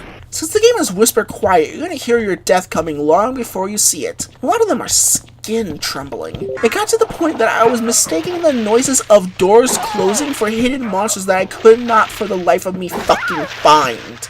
However, this does mean that when there's no monsters, the sound design is functionally dead air without the ambient sounds or music, which is pretty bad in your long-haul dungeon crawler. You need something. Now with some good monster designs, there has to be some good gameplay to back it up as well. There are some major mix-ups, some 50-50s, and a few fighting game terms I can't remember, a few frame datas, I don't remember. First things first is indeed, all your equipment from armor to weapons to even magic rings are subject to durability, with the exceptions being amulets and bracelets. The damage system is obvious. With offensive items, the more you use them, the closer they are to busting.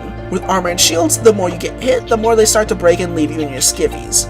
A quick note on shields: unlike Kingsfield, shields are an item that you have to use in your offhand to actually reduce damage. Pretty neat, huh? You can lower the durability so far you outright break equipment, rendering it functionally useless for the time being. You can repair items with a rare consumable that will only give you a few points at most, or wait for a certain shop, but the shop system needs its own explanation. There does seem to be a bit of a triangle going on here, I think, don't know, that using the wrong type of weapon on certain enemies or getting a hit with certain attacks drains durability faster. You only get a notification when the equipment nears destruction, so you have to manually keep an eye on that, again making choosing what weapon for the job a very important part of your overall kit. Speaking of, however, another important part of your kit is that you're allowed a backup weapon, a backup shield, and 2 sets of magic. And to activate all of that, you have to punch in a button combo like you're playing a fighting game. But it allows you to adjust to the situation on the fly, meaning you're not caught with your pants down as often. Also, a word on magic. You need to find magic rings before you're allowed to cast any magic, and even that runs off durability. Ditto ranged weapons. And the conversion rate is usually 1 shot per 1 durability, so somehow in a game with dungeons and swords, we have limited ammo and a mana system. Not so sure how I feel about this mix-up. On the one hand, it does feel very similar to how Dark Souls would later handle both ideas, but the durability issue is definitely closer to Dark Souls 2 than 1. Sometimes in a pitched battle, I would be switching to my backup at just the right moment before death befell me. Sometimes I was dealing with all my good weapons being broken and poking enemies with nothing but a stick just to scrape by. In tandem with these new items, there's a weight system, but this one's straight from the later games since it's only what you currently have equipped that has weight, not what you have in total. Speaking of your inventory, you'll be picking up a lot of health potions, and magic potions are also a rare commodity. Now, unlike most games I can think of, all potions refill their respective meters to 100% instantly, no questions asked. This means the closer you are to death or being out of magic, the more valuable one of the potions will be. And believe it or not, later on, your health is a currency, so you need to ration it more than usual. Also, something to keep in note is that there's no ability to resurrect in this game. In Kingsfield, you can use Dragon Tree Fruit to avoid death. Here, die and it's to the main menu for you. The only other currency you'll find is an uncommon tablet called a soon, because I refuse to pronounce it the other way and risk being called a racist. The last thing to talk about in the general moment-to-moment gameplay is the experience system. Unlike most RPGs where you leveled up and all your stats take a small little jump, Shadow Tower has no levels or anything of the sort. I'm kind of confused on exactly what goes on, but from what I've gathered, the more you kill enemies, the more SP you gain. The more SP you have, the more your stats raised, and it kinda seems like it depends on what enemies you kill raises your stats. Not only that, but they're all directly influenced by equipment, and figuring out what each stat can do takes some time. Like, strength isn't how hard you're hitting things, but how much HP you have. You want to take matters into your own wise hands, you can get your hands on these SP pods and fill your stats that way. By the end of the game, I know I had to have done something right, because if I lost about half my HP, passive healing kicked in. The only other big element I can think of that's been changed that I can recall is the shop system. Instead of one shop where you can do everything, there's instead 4 different shops that all do different things, all accepting a different currency, forcing you to master the adventurer's economy. There's a traditional shop that sells unlimited amounts of normal items and then just a few specialty items for shoons. The next 2 shops do generally the same thing, just give you different items. Essentially, you can give up your equipment for free HP and MP potions. This is a very useful tool to fight off clutter in your inventory or get rid of items that you have no intention of using. Although be careful, young adventurer, since if you give away a really cool item by accident, you are not getting it back no matter how much you beg, scream, or yell.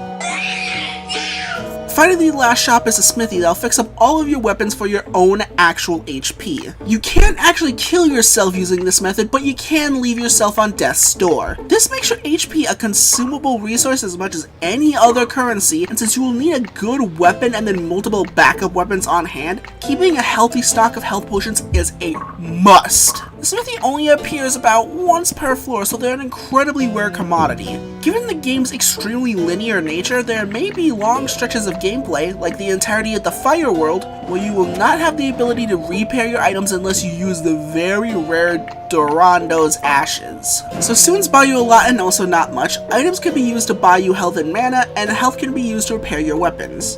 It does give the game a sort of natural balance. Balancing the amount of backup gear in your inventory versus how much health and mana you want is key to making your journey through the tower not outright insanity. It's not too terribly hard to get yourself a large amount of potions of both types, but it's also too easy to buy yourself out of having any equipment in a pinch. Something you also need to remember is just because you have the potions doesn't mean you'll be able to use them in time. If you get wombo combo to take too much damage just once, just like everything, balance is key. On top of that, you need to be careful of what each level is going to pull on you. The human region is pretty normal, nothing too crazy, but by the earth region, you're going to have to deal with poison in high quantities and the first few bits of truly labyrinthian level design. The Fire World seemed one-track minded to hurt you constantly with enemies and some truly bullshit attacks and constant hazards. You think you get a break with the Water World only to learn that all of the water is acid. Acid chews through equipment like a very hungry like, which is one of the only instances I can recommend skinny dipping in sulfuric acid comparable to going in clothes. The Illusion World has, nothing, as far as I can tell, aside from a few wall teleports, and the Monster World has invisible enemies and so on and so forth.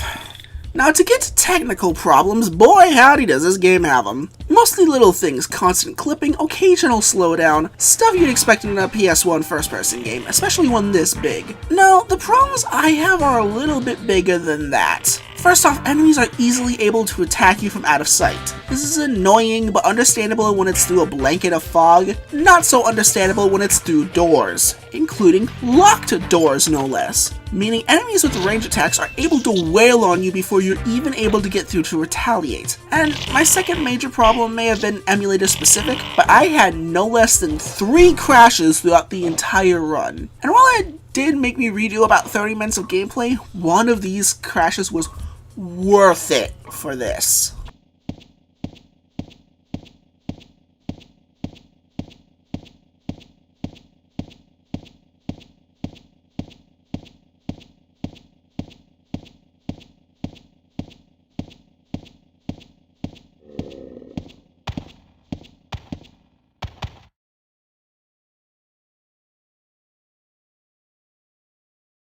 Still, crashing in a game with limited savings is one of the most soul-crushing things you can feel. But that is not the most major fuck-up of the game. Somehow From Software managed to screw up one of their most fundamental pillars. The story is a complete nothing burger with extra cheese. So if the intro confused you on what the hell was going on, the manual goes on to explain that this is the world of Eclipse. In the holy country of Zeptar, a king ruled with an iron fist using a crown that seemed to give him unlimited power. Well, darkness came and apparently swallowed the entire kingdom. We play as Roose Hardy, a mercenary who stopped by the kingdom to find a kindly old woman who helped him some old years back, only to find the entire kingdom missing. A monk tells Roose that if he can get his hands on the evil crown of the king, he can restore everyone back to life. Once that's done, however, I have no idea what happens lore-wise. There's two threats to follow: a strange rat creature who continues to constantly help you throughout the entire tower, and the demoness Aria who claims to hate humans, but because she was at a spot of bother at the beginning of the game and you help her, she becomes an on-again, off-again ally.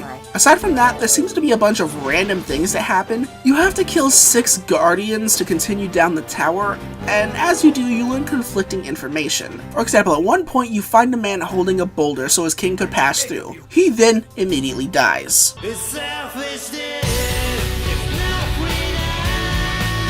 That was a stupid ass sacrifice. No mention of this king is ever made again, unless it's this guy? You also learn that somehow this tower belongs to Belial.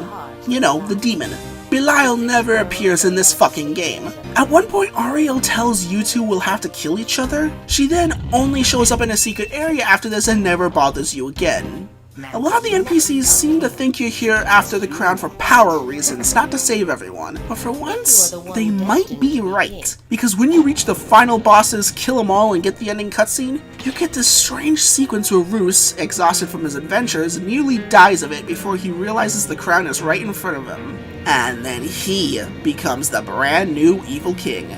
That's a fucking ball punch and a half. I looked it up. There's no other ending, just a non sequitur of a downer ending. Also, so much goes unanswered. Who the hell was the monk? Why did Ariel say you're going to fight, then fuck off back to the Aether? Did you save the town as you promised yourself? Who was that rat that was helping you the whole time? Was this all a setup? There's so many damn questions and you never get any answers as far as I know in this game. Once you swing back to the main menu, you can unlock a sort of New Game Plus mode where you place back at the very tippy top of the tower and can run through to grab whatever you missed and kill every enemy.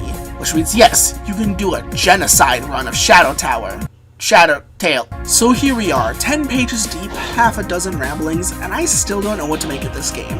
It's not 1 step forward and 2 steps back, or it's not 2 steps forward and 1 step back like most games. Instead, it seems content to do-si-do all over the fucking line, back and forth like it's dancing to a jamboree. For everything that I liked in Shadow Tower, I was left scratching my head.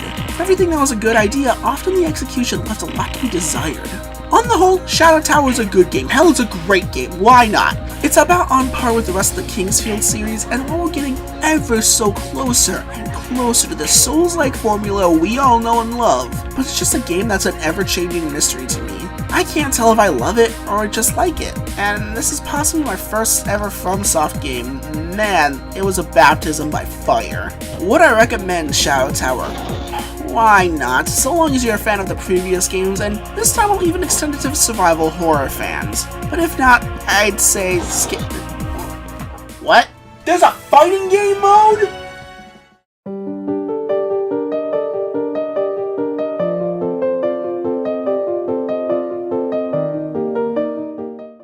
So by this part of our timeline of From Software games, Softy had really stuck close to their dungeon crawling roots, with some weird mecha combat experiment in the middle. I'm sure it's something important. But the main through line between all these games was that they were long, tough, but fair action RPGs. After about 3 games of this constant formula, the team had split right down the middle. Half the team went to work on Shadow Tower, and the other half wanted to take what they had learned over 3 years of their full 3D environmental work, which peaked with the 3rd game, and launched into a brand new experience, reworking the engine slightly to work within this formula. Instead of a long-haul action RPG, the focus would be on a smaller, more tight-knit environment with the idea of quiet horror.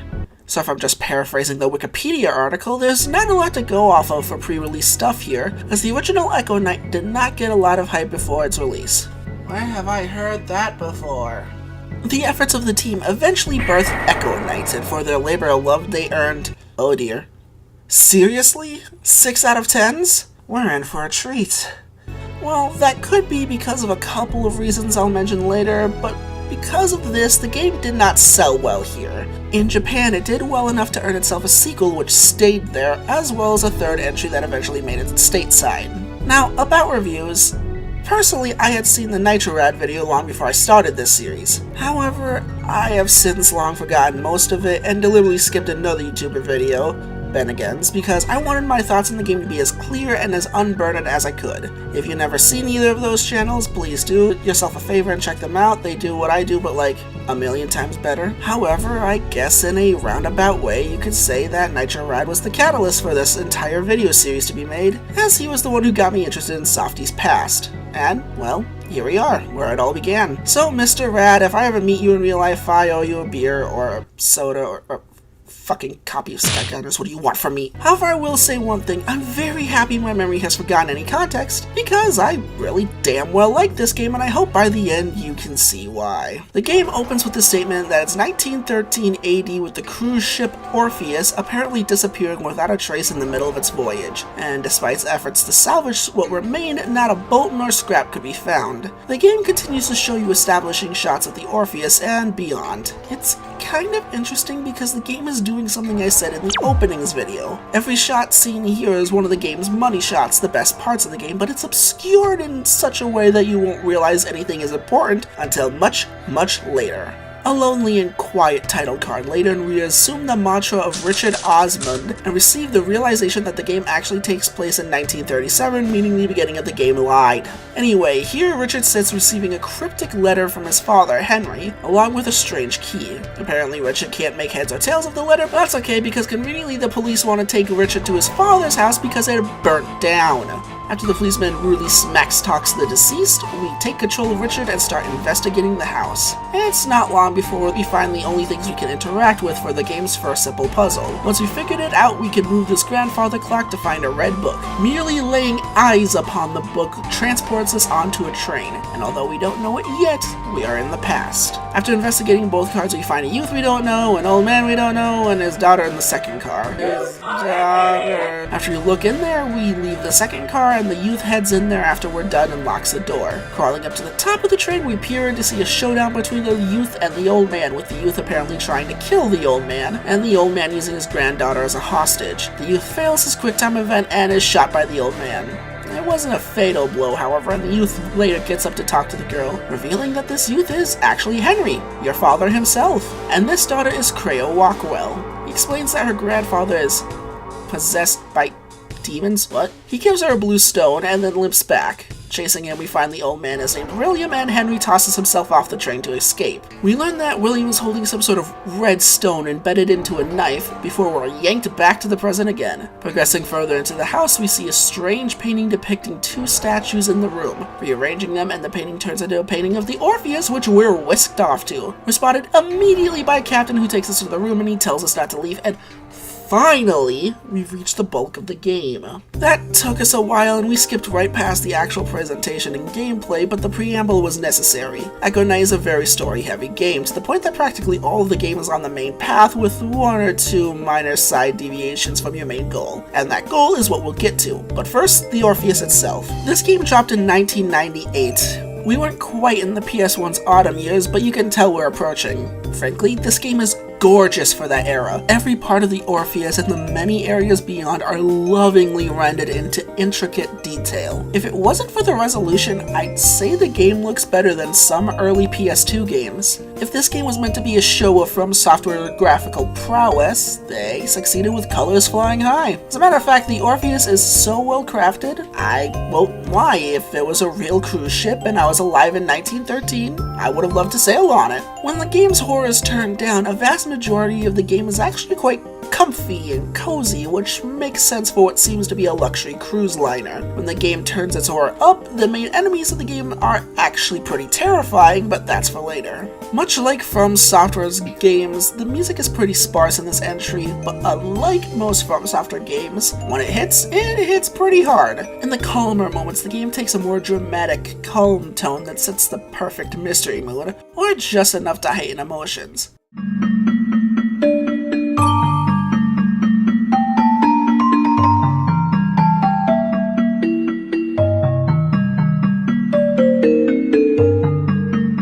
And when the ghouls come out, ooh boy, the two chase themes either perfectly set up tension with imminent fear,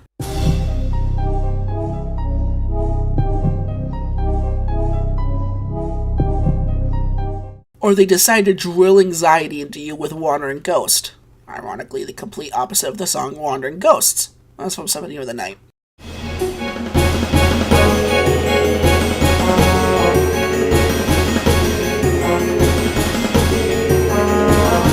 The voice acting, however, rides the line between actors trying their best and whoever they could get in the office that morning. Of the actors who actually tried their best, I would say of all of them, William is pretty good, and the mysterious medium absolutely hams the scene up. Special potion that I've made.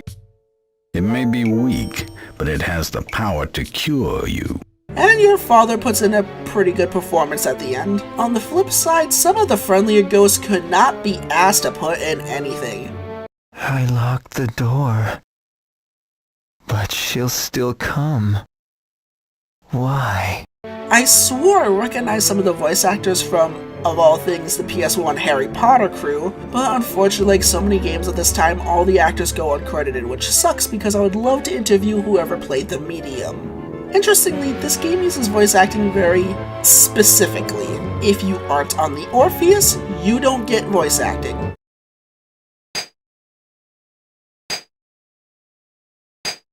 Every single minor ghost on the Orpheus gets voice acting, even if completely optional, but none of the flashback scenes get any voice acting at all, which is a pain in the ass because a lot of these scenes are where the game's most emotional scenes happen, and they're all silent. Was this a stylistic choice? A cost-saving measure? A space-saving measure? To be fair, if there was dialogue throughout the entire game, about 60% of this game would be people talking to you, but come on, there are fully voice-acted PC games by this point. Speaking of the percentage of this game, what and how are you doing on the Orpheus? To put it simply, Echo Knight is a slightly spooky horror adventure game with a focus on puzzles and dialogue first, horror second. The controls are very similar to Kingsfield to the point that you can actually turn on a layout that calls out the series by name. You don't have much in the way of moves, you can inspect things, you can strafe, look up and down, access your inventory. You can actually mess with your turn and walk speed in the menu, however, which allows you to fine-tune the controls as you wish. Actually, the menu is full of accessibility or immersion options. You can change the font if the original is too hard to read, turn off your footsteps with the crosshair, turn off item portraits. It's got nothing on what we have in the modern area, but these are pretty nice little options for the cinematic player or the hard of seeing.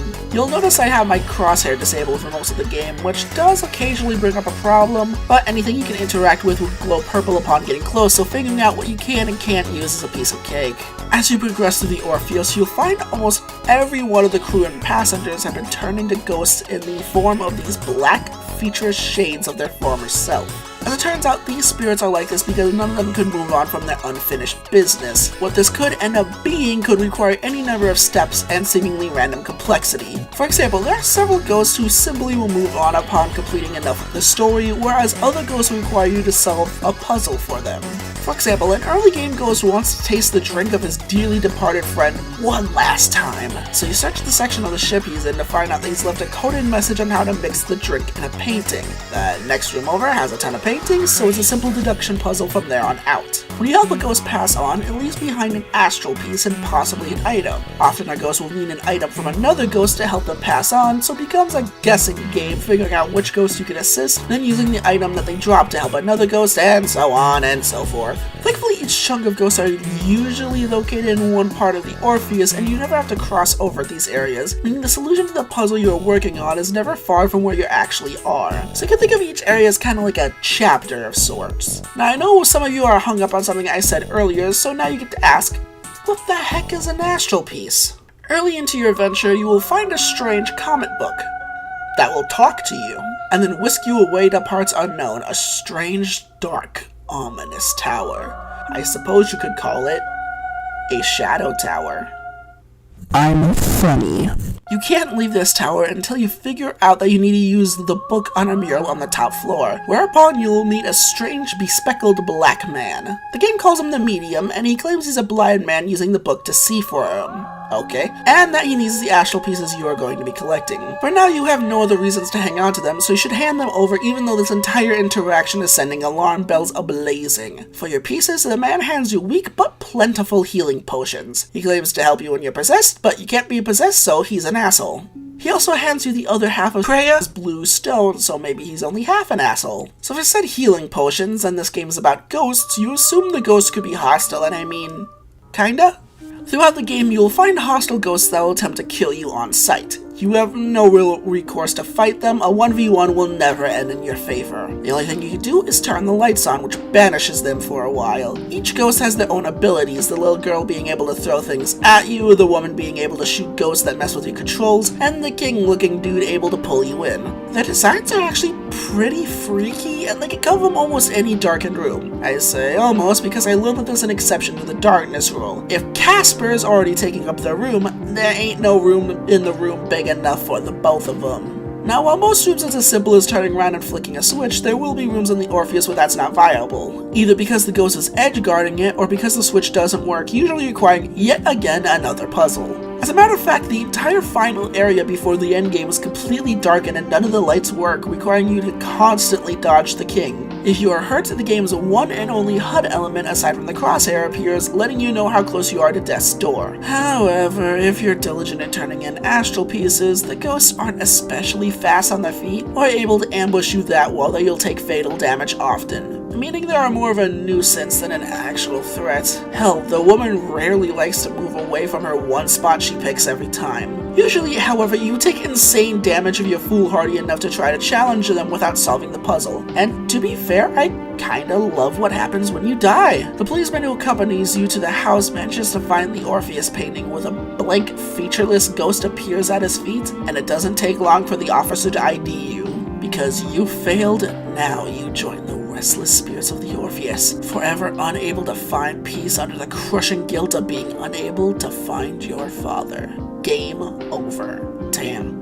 And I thought you and your friends are dead, game over was brutal. I would, however, like to point out that to get this, I had to make an astronomically stupid decision that I knew was stupid. There are no instant kills in this game to my knowledge, so unfortunately the horror in this game feels a bit more token than horrifying, leaving the atmosphere and music to pick up the slack, and thank God they did, otherwise these guys would be a joke. Each of these ghosts will also be dispelled in boss fights, and I say that with the biggest air quotes ever because they all play out the same way. You enter the room, the ghost shows up, and it's a hopeless boss fight. You exit the room, find some way to go back to the past to get an item that allows you to help him pass on in the present. Oh yeah, that's the last element of the game I should mention. At various points, whether by talking to certain ghosts or investigating certain objects, Richard will be thrown back to the past. Usually your goal here is to find something in the past that will help you in the present. For example, the first ghost you'll find will mention that he can't pass on because he has no idea what happened to his lover because he was forced to leave before they could confess to one another. This prompts you to go to that very day where you can find the engagement ring and give it to the girlfriend. It's too late to help them reconcile, but you can take the ring to the present past? And give it to the man to help him pass on. This isn't common enough that it detracts from the atmosphere, making these fun breaks away from the Orpheus when they do crop up. Although, again, the lack of any voice acting in these segments is a pretty huge detriment to the mood, especially, as stated previously, this is where the plot gets rather juicy. Speaking of which, it's about time that we get back to the plot. It becomes clear rather fast something went horribly wrong on the Orpheus. What's even clearer that something specifically is up with William. It seems that every character on board the Orpheus is just a degree of separation away from the Rockwell family. While the first batch of ghosts don't seem to have any real relation, when we finally get our showdown with the little girl ghost, we learn that the Rockwell family had purchased a mine, and that little by little, people started to disappear. During the next chunk, we meet a doctor who's particularly worried about a poison for William, which turned out to be a prescription that he planned to use to kill other people. For whatever reason, this failed or didn't work out the way he intended because he ends up getting his hands dirty and killing his own son and daughter. If you haven't gathered it by now, William went off the deep end a long time ago, and it all has something to do with his red knife. This is where I'm going to throw up a spoiler warning, as the mysteries of the red knife and William's motivations are the key figures of this mystery. If you figured them out early, hey, there's no mystery. You ready? So not long after you watch them die, Alfred and Hilda ask you to stem their father's evil tide, giving you part 1 of a 4-part lock to reach William, who's apparently on the ship, alive! Before that, however, you get to see how the Rockwell family came into the stone's possession. Some unknown years ago, a rogue mercenary by the name of Alan Rockwell managed to corner a king in his own bedroom. He claims the stone is what made the king so powerful, so he strikes the king down and claims the stone for himself. The stone apparently has the power to change destiny, but what charges the ability isn't made clear. But clearly it's murder. I don't think people are going missing and bodies are piling up around William because the stone is powered by breakfast sandwiches. The way the game tries to teach you what's going on is kinda cool, but also really dumb at the same time. So at another point you enter a flashback where you enter a catacomb. It's not long upon fooling around that you're caught by... Okay, that's clearly William. And he's clearly leading us away from the entrance by claiming we're going to the exit. And yep, that's a dead body, and now you're stuck with a homicidal maniac with a supernatural knife. What the fuck, Richard? This may be the scariest moment in the game. You're up close and personal with the main villain, he has all the advantage, you don't know how to get out of here, and you don't know if he's capable of an instant kill. There's also a cool little moment here where if you miss a crucial item to exercise the second ghost. It's hard to notice the item since you're running for your life, and it would be cruel to make you replay the segment if you missed it, so the game lets you talk to the last ghost standing in this instance to get a one-on-one time with the body of the ghost to obtain the item. After this, you get a small puzzle that confirms what you already know about the redstone. It's powered by murder. However, it's pointed out that too much murder also does something fucky with the stone, and if the redstone and blue stones are combined, something big will go down. Your next step is obvious. Contact Kreia, get the other half of the stone. This takes you down into the bowels of the ship where your dad out of nowhere saves you from the evil king ghost, but he's off his depression medication and seems completely out of it. By doing a series of puzzles here, you end up having to contact Kreia by using an emergency channel on a telegraph. It makes just much sense in context. You're taken to a chapel where the only puzzle in the game I had to look up. Not because it's hard, but it's because it's a play the piano puzzle. I do not know how to play the goddamn piano. Doing this allows you to meet up with Kreia, who will swear she'll get the other half of the stone. I know it seems like I'm condensing the hell out of this, trust me, I am. There's a lot of minor characters I haven't talked about, like how this little kid is Kreia's brother. Back up top, you use all the stuff you gathered to finally open a path to William, but not before you tussle with the King's Ghost for a while. After sending him into Vardaiti, where he belongs, you finally come face to face with William, and he's looked better. With only 3 living characters on the ship and 1 bladed weapon, you can surmise what happened. William has terrible news.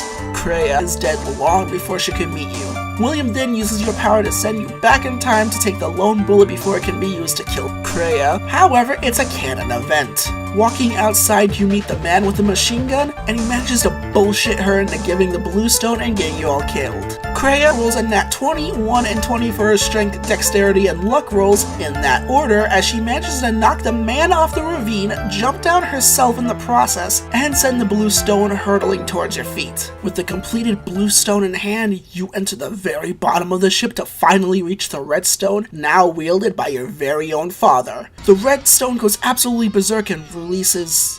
what the absolute fuck is that? I'm not kidding. There's no joke here. This is one of the scariest monsters in a video game for me. Not making matters better is that he walks through walls. You need to make one final chase of the innards of the ship to locate an emergency override key and a valve to overload the pumps down here and turn on the emergency lights. With the lights on, the final specter is destroyed and you can throw the blue stone at the red stone to neutralize it and book it out of there as fast as you can. Kreia, Ghost appears thanking you for your work before she sends you off the Orpheus right before its fated disappearance. You wake up in front of the officer from the beginning and start to get a ride home when... okay, his car breaks down. Alright, let's just go get the tools and...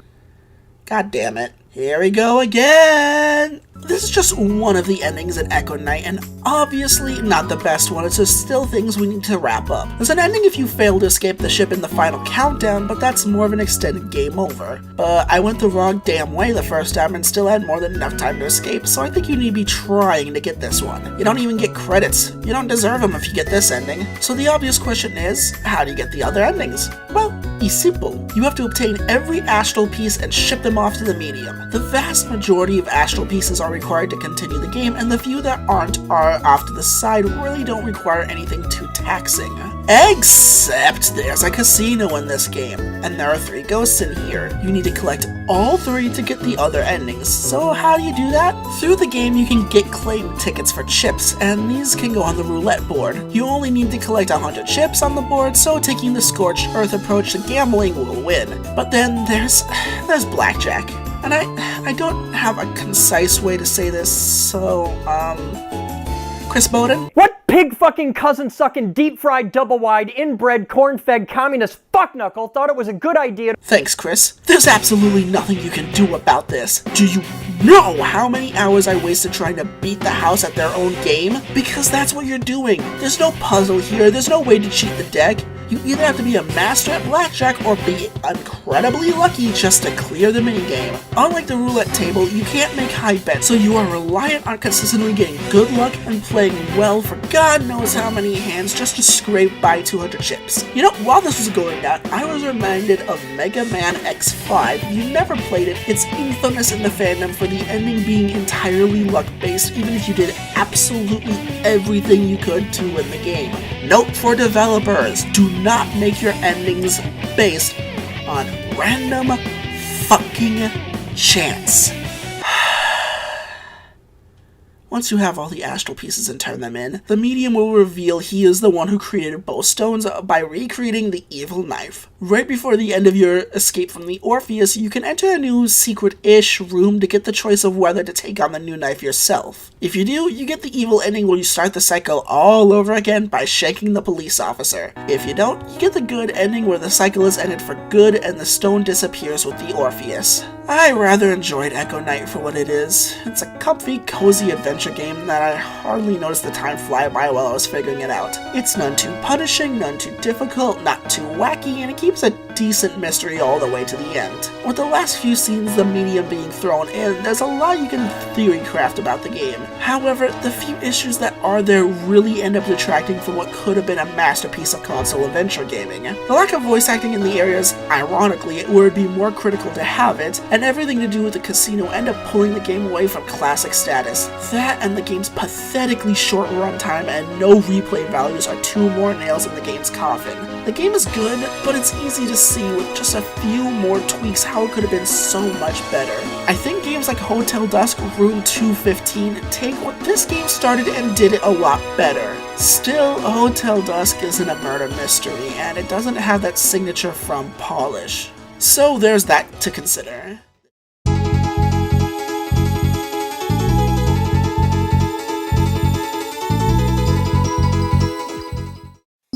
Armored Core Master of Arena is the second sequel and expansion pack to the original Armored Core. This is the final US game for the PS1 From Software ever put out, and they wanted to go out with a real bang, it seemed. So of course, the best way to celebrate everything you did on a console is to reuse content and add nothing new. Okay, I'm being unfair. MOA is a fine expansion pack, arguably it's better than Project Phantasma, but don't go in expecting any massive shakeups or crazy additions. This is still Armored Core through and through, the same way you left it 2 years ago. So expect a third-person shooter with somewhat clunky controls, a deep shop and garage system that lets you make the coolest Gundam of your dreams, or a true freak of mechanical engineering, and an arena to go head-to-head with other Ravens in an attempt to climb the ranks, earn money and parts. Although, unlike Project Phantasma, the arena isn't unlocked from the get-go. Also, unlike AC-1 and PP, which were the shotgun and railgun approach to story respectively, MOA takes the best of both worlds. You play as the Annihilator. That's what the wiki calls you. A raven who joined up with the nest in an attempt to find the #1 ranked raven, 9ball, for killing your family on an op gone wrong. As 9ball is sitting pretty comfortably at the top, it's up to you to work with a handler, Lena, to get into the good graces of a company called ProgTech and use them to springboard into a sponsor for the arena and get climbing. So you have a linear, understandable story like Project Phantasma, but just like the base game, you also have the ability to take on different jobs or outright ignore missions altogether to focus on the arena. No matter what you do, anyway is valid. Occasionally ProgTech will pull strings to force you to go away from the arena or to do a mission for them. They are, after all, paying for your sponsor. And occasionally the opposite is true. There's no mission, so you can only focus on the arena. As you continue on, you eventually become buddy-buddy with the head scientist, Alan Cubis, who will occasionally give you a mission completely unrelated to Lena. This royally pisses off Lena the first time and causes her to leave you the second time, the rude bitch. Eventually, your dealings with ProgTech bring you more and more in conflict with 9ball, even causing you to actually fight several times. Unfortunately, this plot structure is all the game has going for it. For now, there's some missions you have to do, and you're forced to clear a certain amount of the sub-arena and finally the entirety of the main arena. With this, you are free to tackle this however you want when the two are offered as options. There's nothing amazing in mission variety here, after all there's only so much you can do with the mech combat genre. But contrary to what I thought going in, there are actually hidden AC parts. So get those guides handy, ladies and gentlemen and everyone in between. However, aside from having some wiggle room, that's it. There's really nothing new to this game in particular that wasn't grandfathered in. Hell, all the secret AC parts of the last game are readily available here, albeit costing a kidney to obtain. So with that, let's wrap this story up right here and now. After Lena dumps you, you work with Alan to try and defend ProgTech against attacks from 9ball, up till a mission where 9ball holds Alan hostage until you can reach him. And this is it, ladies and gentlemen, my first true fight with 9ball. And befitting of the #1 ranked Raven, he kicks my ass! Though this time, it was because the level up to this point had a good chance of weakening you. A few tries later, and I did it! I killed 9ball! However, 9ball is still on the rankings. If you remember how the first game went, you weren't surprised. Working your way up the arena and on the eve of your ultimate showdown with Ultimate Destiny, you get a message from Lena asking you to meet her in person for the first time to make sense of everything that's happened so far. However, the fact that you can't fight 9ball proper, plus her strange language choice and backhanded compliments, tell you all you need to know that the bitch is lying. Enter the factory to come face to face with yet another 9ball. And if you haven't figured it out yet, 9ball and Lena are one and the same. Progression reveals... holy shit. So you know how one 9ball is horrific enough to kill? Now imagine them mass-produced, and you've stared into what the 5th circle of hell looks like. Plus, as it's ranting, 9ball drops the final bombshell of the first generation. Everything of the first game in this was a lie. Everything was constructed by the AI core. Chrome, the AI. Murakamo, the AI. The entirety of the Raven's Nest itself, the entire thing was run by the AI. The AI duped everyone, every Raven, every Corpo, every human, forcing them to fight for its own sick idea of what humanity should be. That's why the original Raven and Annihilator were blacklisted. They became so powerful they could take the AI down. That's why they weren't part of the program. That's how they became irregular. Well, are you just gonna sit there and let a computer tell you what to do?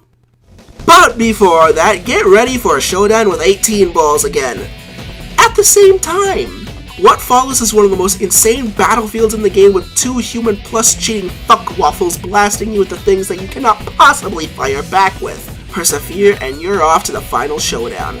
By the way, kids these days, they're obsessed with this thing called, Aura, right?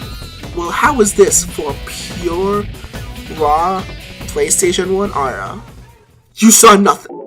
Modifying program, final level. All system checks are complete.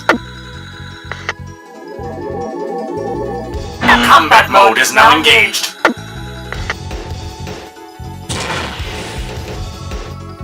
Target verified. Commencing hostilities. Welcome to the final boss from hell, 9-Ball Seraph. Immediately you're likely to take thousands in damage from his opening salvo. 9-Ball Seraph is an incredibly fast opponent, moving like he took inspiration from the wrong pantheon, hits like a rocket-propelled train, and can fly indefinitely. The only saving grace of this is that he's still a middleweight AC, and because of that, due to how story mode works, he is a glass cannon. No matter what goes down in this fight, it will end in the flash of a laser blade. And even in death, 9-Ball is defiant to the very end. According to FromSoft, this game wraps up at the same time the original does, so that means 9-Ball is gone for good. Right, the story of MOA is done. However, anyone who has even glanced at the box art for the game has one major question going this entire time, and I've been trying to do my best impression of an Ace Attorney criminal and try to ignore it without outright admitting it. I've run and I run, but I can't run no more. Master of Arena is a 2-disc game, so what's hiding on the other disc? A massive 100 other combatants, all with unique backgrounds, paint jobs, core loadouts, and most importantly, battle tactics. Add in the 49 on the first disc, and that means you have a jaw-aching 149 ravens to get through if you want to be the, master of the fucking arena. The arena is split up into the 4 groups of ACs that you can have, and then things get a little fourth wall breaking by having a bunch of Japanese game magazine directors, champions of the previous game from a tournament, and the From Software creators themselves coming down to ruin your day. Some games are perfectly content with credits being at the end of the game, but From Software has the credits kick your ass instead, before finally ending with the brutal stretch of the 20 hardest cores the creators could come up with. This is a challenge so insane, so hardcore, so time-consuming, only the truly dedicated, the insane, or the insanely stupid can claim victory. So I did it. I sat down, buckled the fuck up, and shot my way through all 150 challenges. Some so easy I could have fallen asleep and still won, and some more challenging than anything else I've ever seen in a From Software game. I say this with no hyperbole, no question, no hesitation. This is the hardest game I have ever played. At least it's the hardest From Software game I've ever played. Yes, harder than Bloodborne, harder than Sekiro. If you're wondering why a video so short took so long to come out, it's because of these pains in my taint.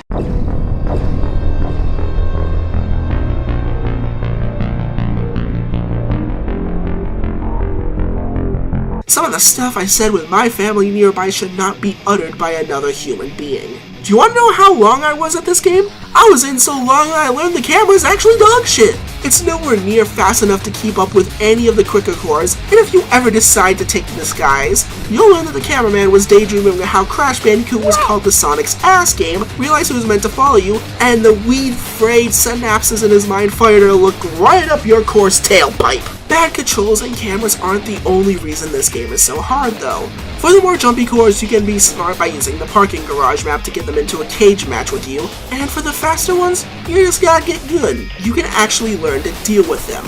What's not fair under any circumstances is half of the arena abusing Human Plus. For those of you not aware, Human Plus is an enhancement in the original Armored Core that allowed you to earn bonuses to your core that you cannot get through normal gameplay at the cost of your progress and name. I didn't use it, it's a bit shameful in my eyes. However, almost every single champion and Master Arena opponent uses and abuses the system that it gives you. For example, a lot of enemies just have a laser blade attack that can take off 3000 AP in one hit at close range. There is often nothing you can do about it, and if you're close enough for one, you're stun locked long enough for another. A lot of cores also break what should be feasibly possible because they are overweight. You can't be overweight, but they sure can. If you want to even the playing field, you need to import a Human Plus save from AC1. No save, no Human Plus. And even if they don't do that, some of them are just raging tryhards using brutal, unfair tactics. Now, that's not to say that everyone is a raging cheater and the entire process is unfun. Actually, for the vast majority of the arena, fighting is as fun as you can get on the PS1. Matching enemies for speed, taking pot shots, changing weapons, trying to get in for close-range laser blade kills. I know I spent the majority of this review bitching, but when you have a good, honest fight in the arena, it's the win that keeps your wings going. Actually, for as much complaining as I did, the last 5 enemies of the Master Arena were all like this. So I did it. I took down Subjugator. I am the Nine Breaker. I am the master of the arena. So what do I want to do looking down from this high little perch I found myself in? With my newfound power, I declare war on Lilith Walker. Let us cross laser blades for first generation armored core supremacy. Actually, that's a terrible idea. She probably 360 no-scope me immediately.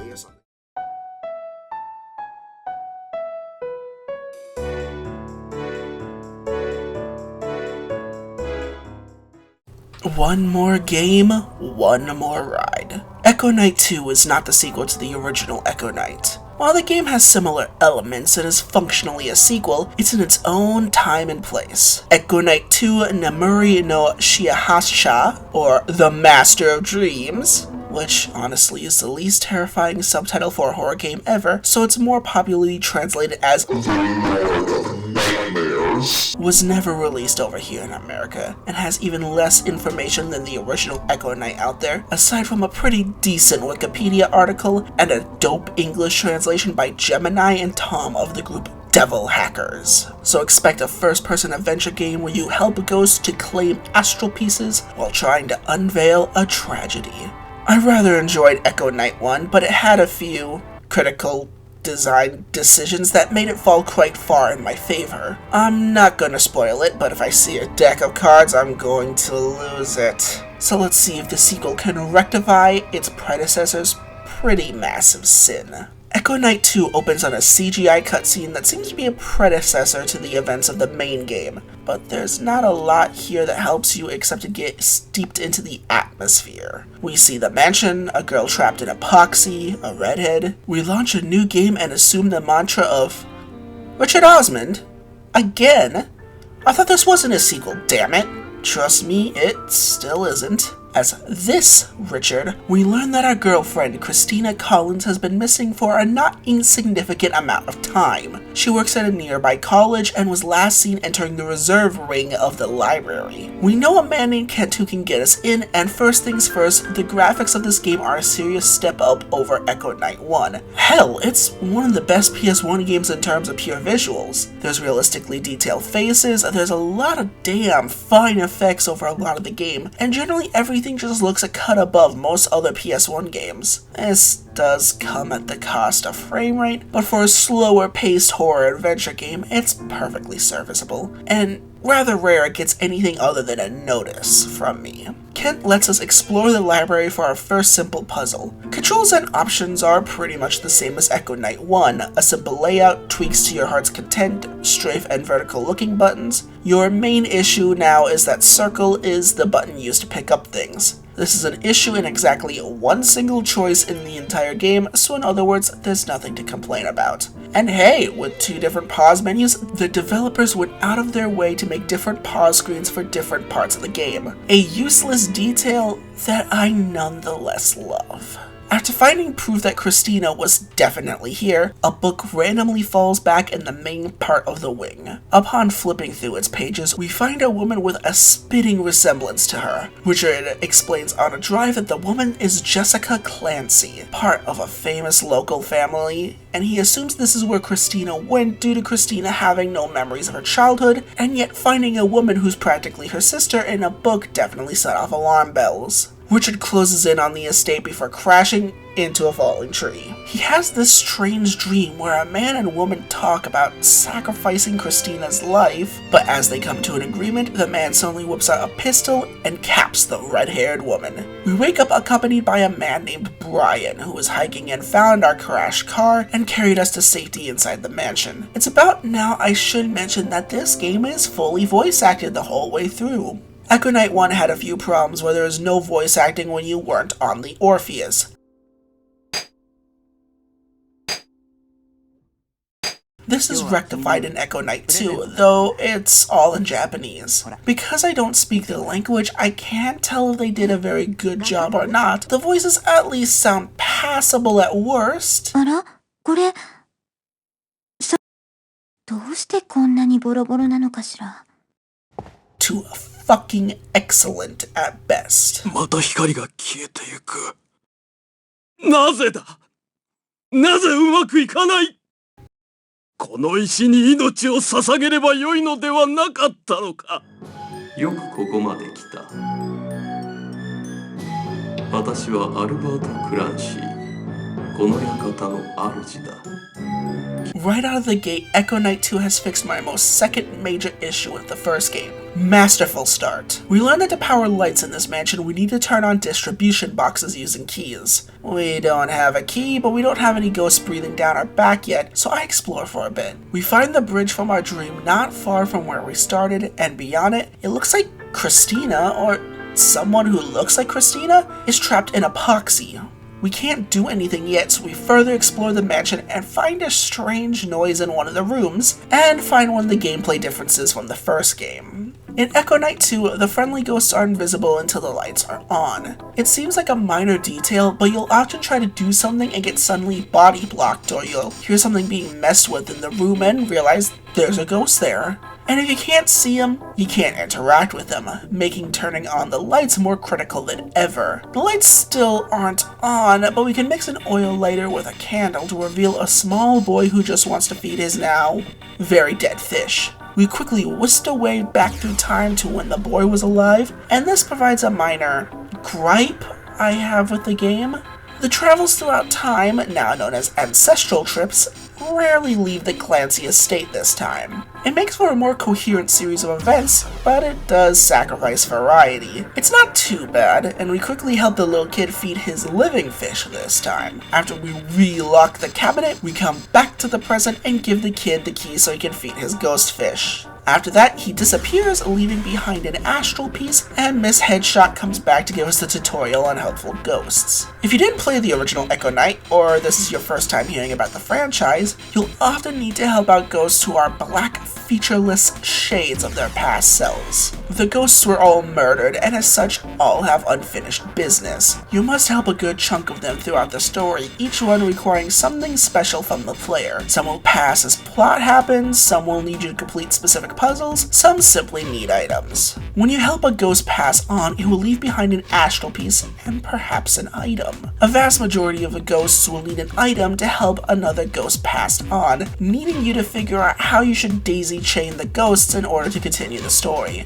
Now, what are astral pieces? This time, we'll save that for later. This is the main crux of the gameplay, and to be honest, it's quite fun. No puzzle is so brutal that you'll rack your brain for hours, and helping these poor unfortunate souls finally find peace is nothing short of heartwarming. I had a big smile plastered on my face as I finally helped souls pass on. Bonus points for when it's multiple souls at once, and my heart couldn't take it if the resolution took a while. There's a few ghosts here that were genuinely tear-jerking, so keep a box of tissues handy.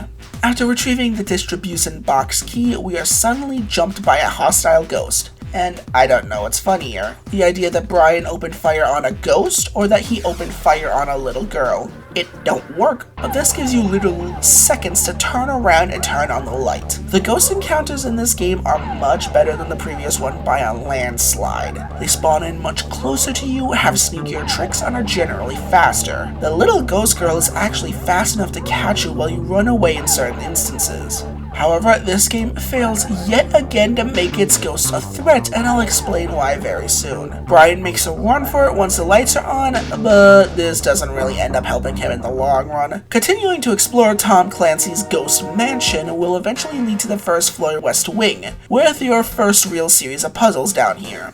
You need to first access a distribution board across the kitchen, which requires you to take an ancestral trip to the Eurydice. Har har har, Softy, the last game had the Orpheus, this game has the Eurydice. You help a little girl named Rebecca find her stuffed animal, and then you witness the entire thing burn to the fucking ground and crash? Fucking what? Pushing past that, I got stuck in Wombo Combo to death. At least you can see the game over screen where both you and Christina go missing forever. You lost your soul, eh? Now you can access the kitchen and the distribution board. I hope you remember to pull out the last key. The series of puzzles in this area revolve around you trying to get a pepper shaker for the chef to finish a soup of some kind. The shaker is being held by the barman who's trying to find a composition to remind him of his wife. A few rooms over, we find the wife, trying to remember the composition in question. Now I found out something rather sadistic about this puzzle. If you were feeling heartless, you could steal the composition paper from the wife and hand it over to the man, and while he will despair, he will hand over the shaker as per your agreement. However, this means neither party will pass on. Ever. You permanently lock yourself out of astral pieces by completing puzzles wrong. Usually by going out of your way to be the biggest dick you can be. And yes, there is a purpose to why you might want to do this. However, I don't want to do this, so we reload and do the puzzle properly. You can find the song near the barman on a jukebox, and this begins the one and only impossible puzzle in the game. Okay, so the problem is the wife can't remember how the song goes because there are notes missing, so you have to fill them in by ear. This is not a skill 95% of the general population has. Kudos to you if you can do it, but this is the second time that Echo Knight has tried to make me a piano maestro in order to progress. But if this is as bad as the puzzles get, we're already far away better than game 1. At least this one I just have to look up. Completing this series of ghosts makes us have a showdown with a little girl, and now she has an attack dog. Taking another ancestral trip reveals the little girl's true identity as Aerith Gainsborough. You see it too, right? Complete puzzle with a now adorable attack dog and lay Aerith to rest to find Brian's body being drug away. Following the trail of blood reveals us a man named George, who ushers us into the back. After the surprisingly perplexing step of messing with his oil lamp, you're locked into this boatyard and have to wait until Brian's body washes up, only for George to reveal he stashed the body and now has to deal with you. What are you going to do? Shoot me? Oh, so now you're in a chase with George, and I find it kind of funny that even though George has the mental capacity of Curly from the Three Stooges, the most terrifying element in this game is man with actual gun. It hits for a fuck ton too. After a puzzle to activate the greenhouse sprinklers to put out his light, George panics and runs off. One dumbass hosed, one beautiful garden watered. All in a day's work. We can finally get to the boat now and swim to both a chapel and some ruins. First, let's hit the chapel. This has one of Cease fountains you can drink from for free HP, a celestial glow which apparently is tracking the movement of the stars, but if the stars are moving this fast, we got bigger issues than ghosts. Further inside, we find a place of prayer where we can deposit all our astral pieces to get gifts. We get holy water, 4 of each, a free heal each time, and a record, a roundabout way to play the soundtrack. Even after getting all the pieces though, I have no idea what the helix or the shoes do. We move on to the ruins, and our first objective is to retrieve a fisherman's rod from the base nearby. No problem, except the distribution board is broken and there's another hostile ghost. This one can suck you in and is damn near impossible to escape from. We nab the rod, return it to the man, get access to his shed, and get an oil lantern that means we can take the light wherever we go. And do you understand what I mean when I say the ghosts aren't scary in this game? For a vast majority of Echo Knight 2, you can nullify the danger to an almost comical degree where you're hardly in the line of fire most of the time. If you can reach the distribution boxes, or if you can keep your oil topped up in this section, it's fairly trivial to be safe the whole game. In truth, there's only about 3 real dangerous sections, which means somehow this game is less scary than the already not so scary first game. However, this area makes up for it with a fairly ingenious puzzle where you have to put on and acquire various lab coats of the staff that you find in this area to trick them into thanking your other characters. This even lets you find out the artifacts that God damn it, the soul knife is back. There's also a brief cave diving ancestral trip here, but once you've helped everyone you can move on, or torture one because you're an asshole, you can go to the Grieve Tower. This is my least favorite part of the game. You need to go all the way to the Grieve Tower, go to the top, grab this heart piece, go all the way down, go back to the ruins, enter John's ancestral trip again, and input the heart into the slot to get an ability to find an item you need to take down the second hostile ghost. This is nothing but padding, and it's a blemish on the otherwise excellent pacing we've had so far. Once you get the golden chalice, and for all that is good and holy, do not forget to help John once you're there. Run your ass all the way back up to the Grieve Tower. You learn that Albert, the head of the family now, is sacrificing people to the Soul Stone. Who didn't see that coming? But the reason why is unclear.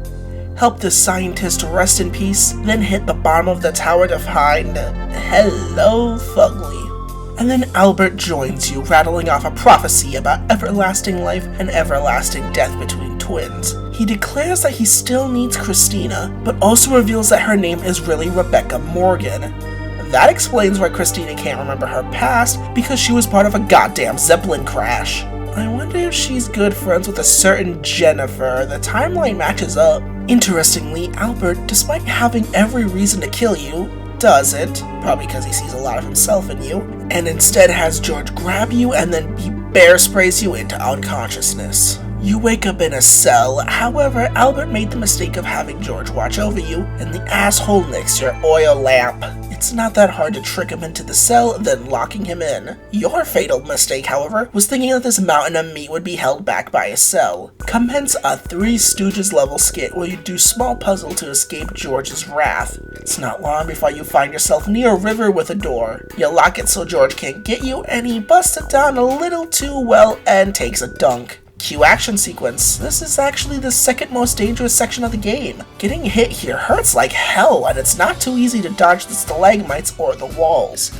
Also, if you take the harder path, we can actually say that George is actually dead. Jesus, he really couldn't swim. I actually feel bad for him, poor guy. The game's pacing significantly picks up with an expert series of puzzles in the East Wing going into the West Wing, all interconnected and close to each other, barring one trip to the garden to grab some compost. There's another hostile ghost here, but her entire gimmick is that she has no warning sound other than a dinner bell. If you have no idea what's going on, she can likely get the drop on you, but if she don't, she's the least effective of the group. I also want to point out this is where I notice a few rooms in the mansion that are practically useless for gameplay, but make perfect sense for a mansion, like bathrooms and bedrooms that serve no real purpose. Little details like that makes this so much better, but the only bathroom in the house aside from Jessica's is this one. Did the entire house share one bathroom? Getting into the West Hall, we find a few interesting things. A master distribution box requiring both keys. Brian is actually added to the ghost, which is an amazing little detail, and we can go into the mask with "Oh, fuck you!" The puzzle I want to highlight here is the second one of the bunch. A bunch of women are waiting in the dance hall on their men. You enter one of the rooms to find No! Okay, thank God you don't actually have to play any cards.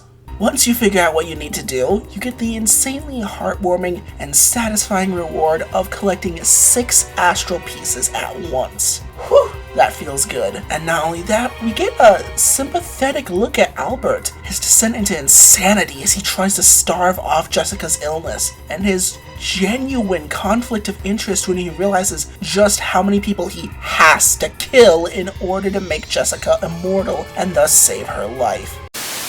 Alright, so, future DK here. Recently another YouTuber had put out a video about From Software and a rather disturbing cut content featuring a dead baby. I know that seems out of nowhere, but in the original version of this script, I was going to give some sympathy to Albert, as he had a very understandable reason for his murders. You understand, he was trying to resurrect Jessica. However, upon looking back over the number of victims and the types of victims, not only did Albert murder children, but he also murdered a baby with a knife.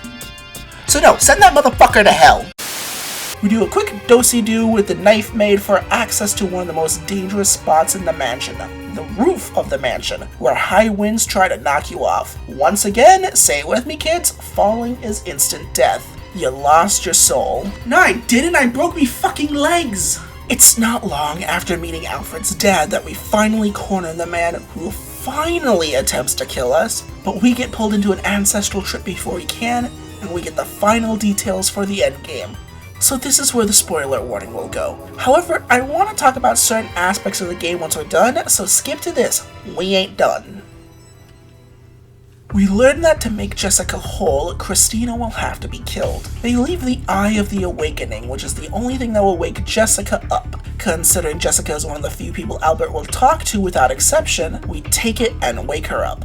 She realizes exactly what's going on and immediately leaves to take care of Albert, and we give hot chase. Wait, hot chase? What about the final few souls? I'll, get to that. We go into the clock tower where Albert tries to stop us with a fucking gun. It's not really a series of puzzles though, you have to be careful. Albert's gun takes half your health and falling is an instant kill, but it's almost easy to get to the top damage list.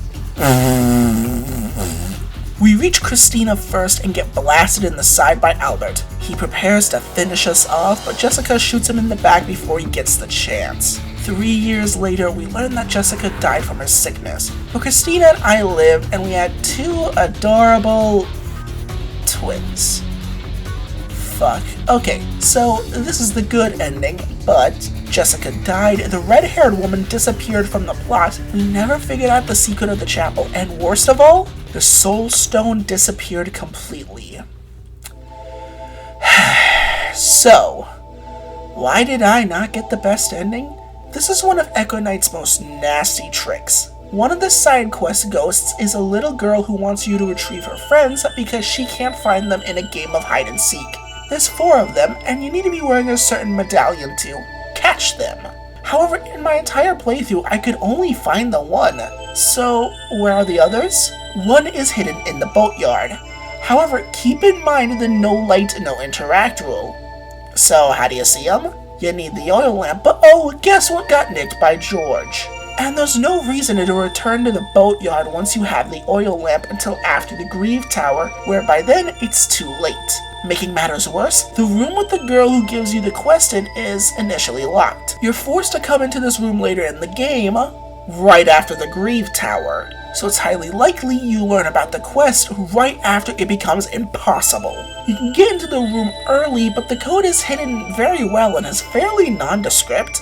Even if you get into the room, the last 2 aren't easy to get either. One is found in the gym, only at night time by the game's internal clock. The last one is hidden inside this one room, only lit by a candle. You only get 1 extra candle, and there's about a dozen places you can use it. And what's worse, this kid is the only one who doesn't make any noise, and is the sole exception across this entire duology to the hostile ghost and friendly ghost social distancing rule. So my attempt at the best ending is bricked. But my wonderful viewer, I love you, so you know what I did? I beat the whole game again. Interestingly, this did kind of unlock a New Game Plus mode, but you just keep certain non-critical items.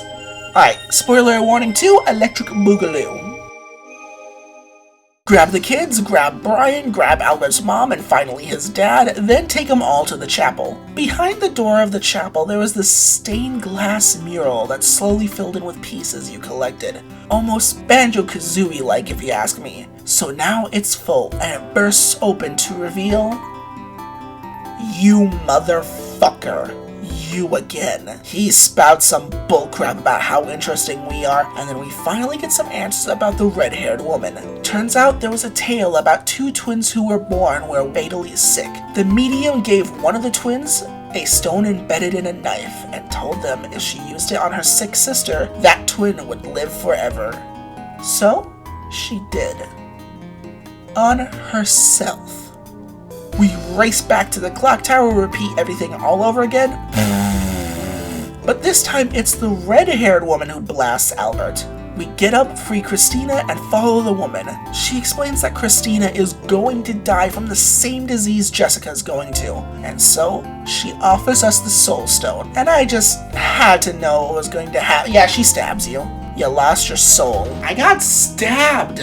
Denying the knife twice, makes the medium appear and congratulate you both. She tosses the knife at him, and once again the soul stone is destroyed. This woman, who's lived God knows how long, is finally allowed the sweet peace of death as you, Christina, and Jessica all escape the clock tower. Jessica continues to live at the mansion, and Christina lives with you. That is not all the endings, of course. However, viewer, I love you. I don't love you enough to play this game 4 times back to back, so a very awesome shout out to D Factor Long Plays for letting me use their footage. If you go out of your way to fuck over as many ghosts as possible and don't collect any astral pieces, Christina will take Albert's attempt to finish you off, completely ruining his plan. He kills himself in his despair, but now you have the redstone, and all it will take is one more murder to save Christina's life. Oh. Hello, Jessica. Somehow, that's not even the creepiest ending. If you fuck around in the clock tower too long, Albert will complete the ritual. Before he can finish you off, he's shot by someone, and you're treated to a rather creepy ending where you're seemingly rescued by Jessica, who doesn't remember who she is, who's now married to you, and you call her Christina. I can't believe it, but out of nowhere, this game pulled an ending that's almost as uncomfortable as Silent Hill 2's Maria ending. So, in the end, Echo Knight 2 is a seriously improved sequel across the board. Yes, it has some shaky moments, and that ending trap is several layers of cruel irony, but if I'm gonna be honest, I much prefer having to play an excellent game again over having to go through the nearly impossible blackjack minigame. Yes, the blackjack game was that horrible. The few problems I have with this game aren't nitpicks. There's one piece of padding, there's one real moon logic puzzle. Nah, I'll say it. Echo Knight 1 was close to being a classic. Echo Knight 2 is a classic. It's longer, it's more detailed, I feel it has the better story, and it doesn't have the blackjack game. Absolutely one of the best games we played on this channel so far. I would recommend it to hell and back, even if it's not that scary. I didn't spoil a ton of puzzles, and those endings mean that there's many reasons to come back to the Clancy Mansion. If you made it to the end of this video, I just want to say thank you. Whether you're new or returning, thank you. Even if you skipped to the end for whatever reason, thank you. You know who you are, and you know you're weird. Despite the fact I run a very small operation here, I still want to take the time to acknowledge everyone who's ever peeked in, everyone who ever took a look at one of my shitty little thumbnails and honestly gave me a chance. At the level I'm at, I count every single view I get, not likes, views. Likes are amazing, it's such a wonderful reminder that you enjoyed it, but I'm running such a small scale operation here that even a single view, no matter how short, shows you cared. Thank you for that. It means the world for me.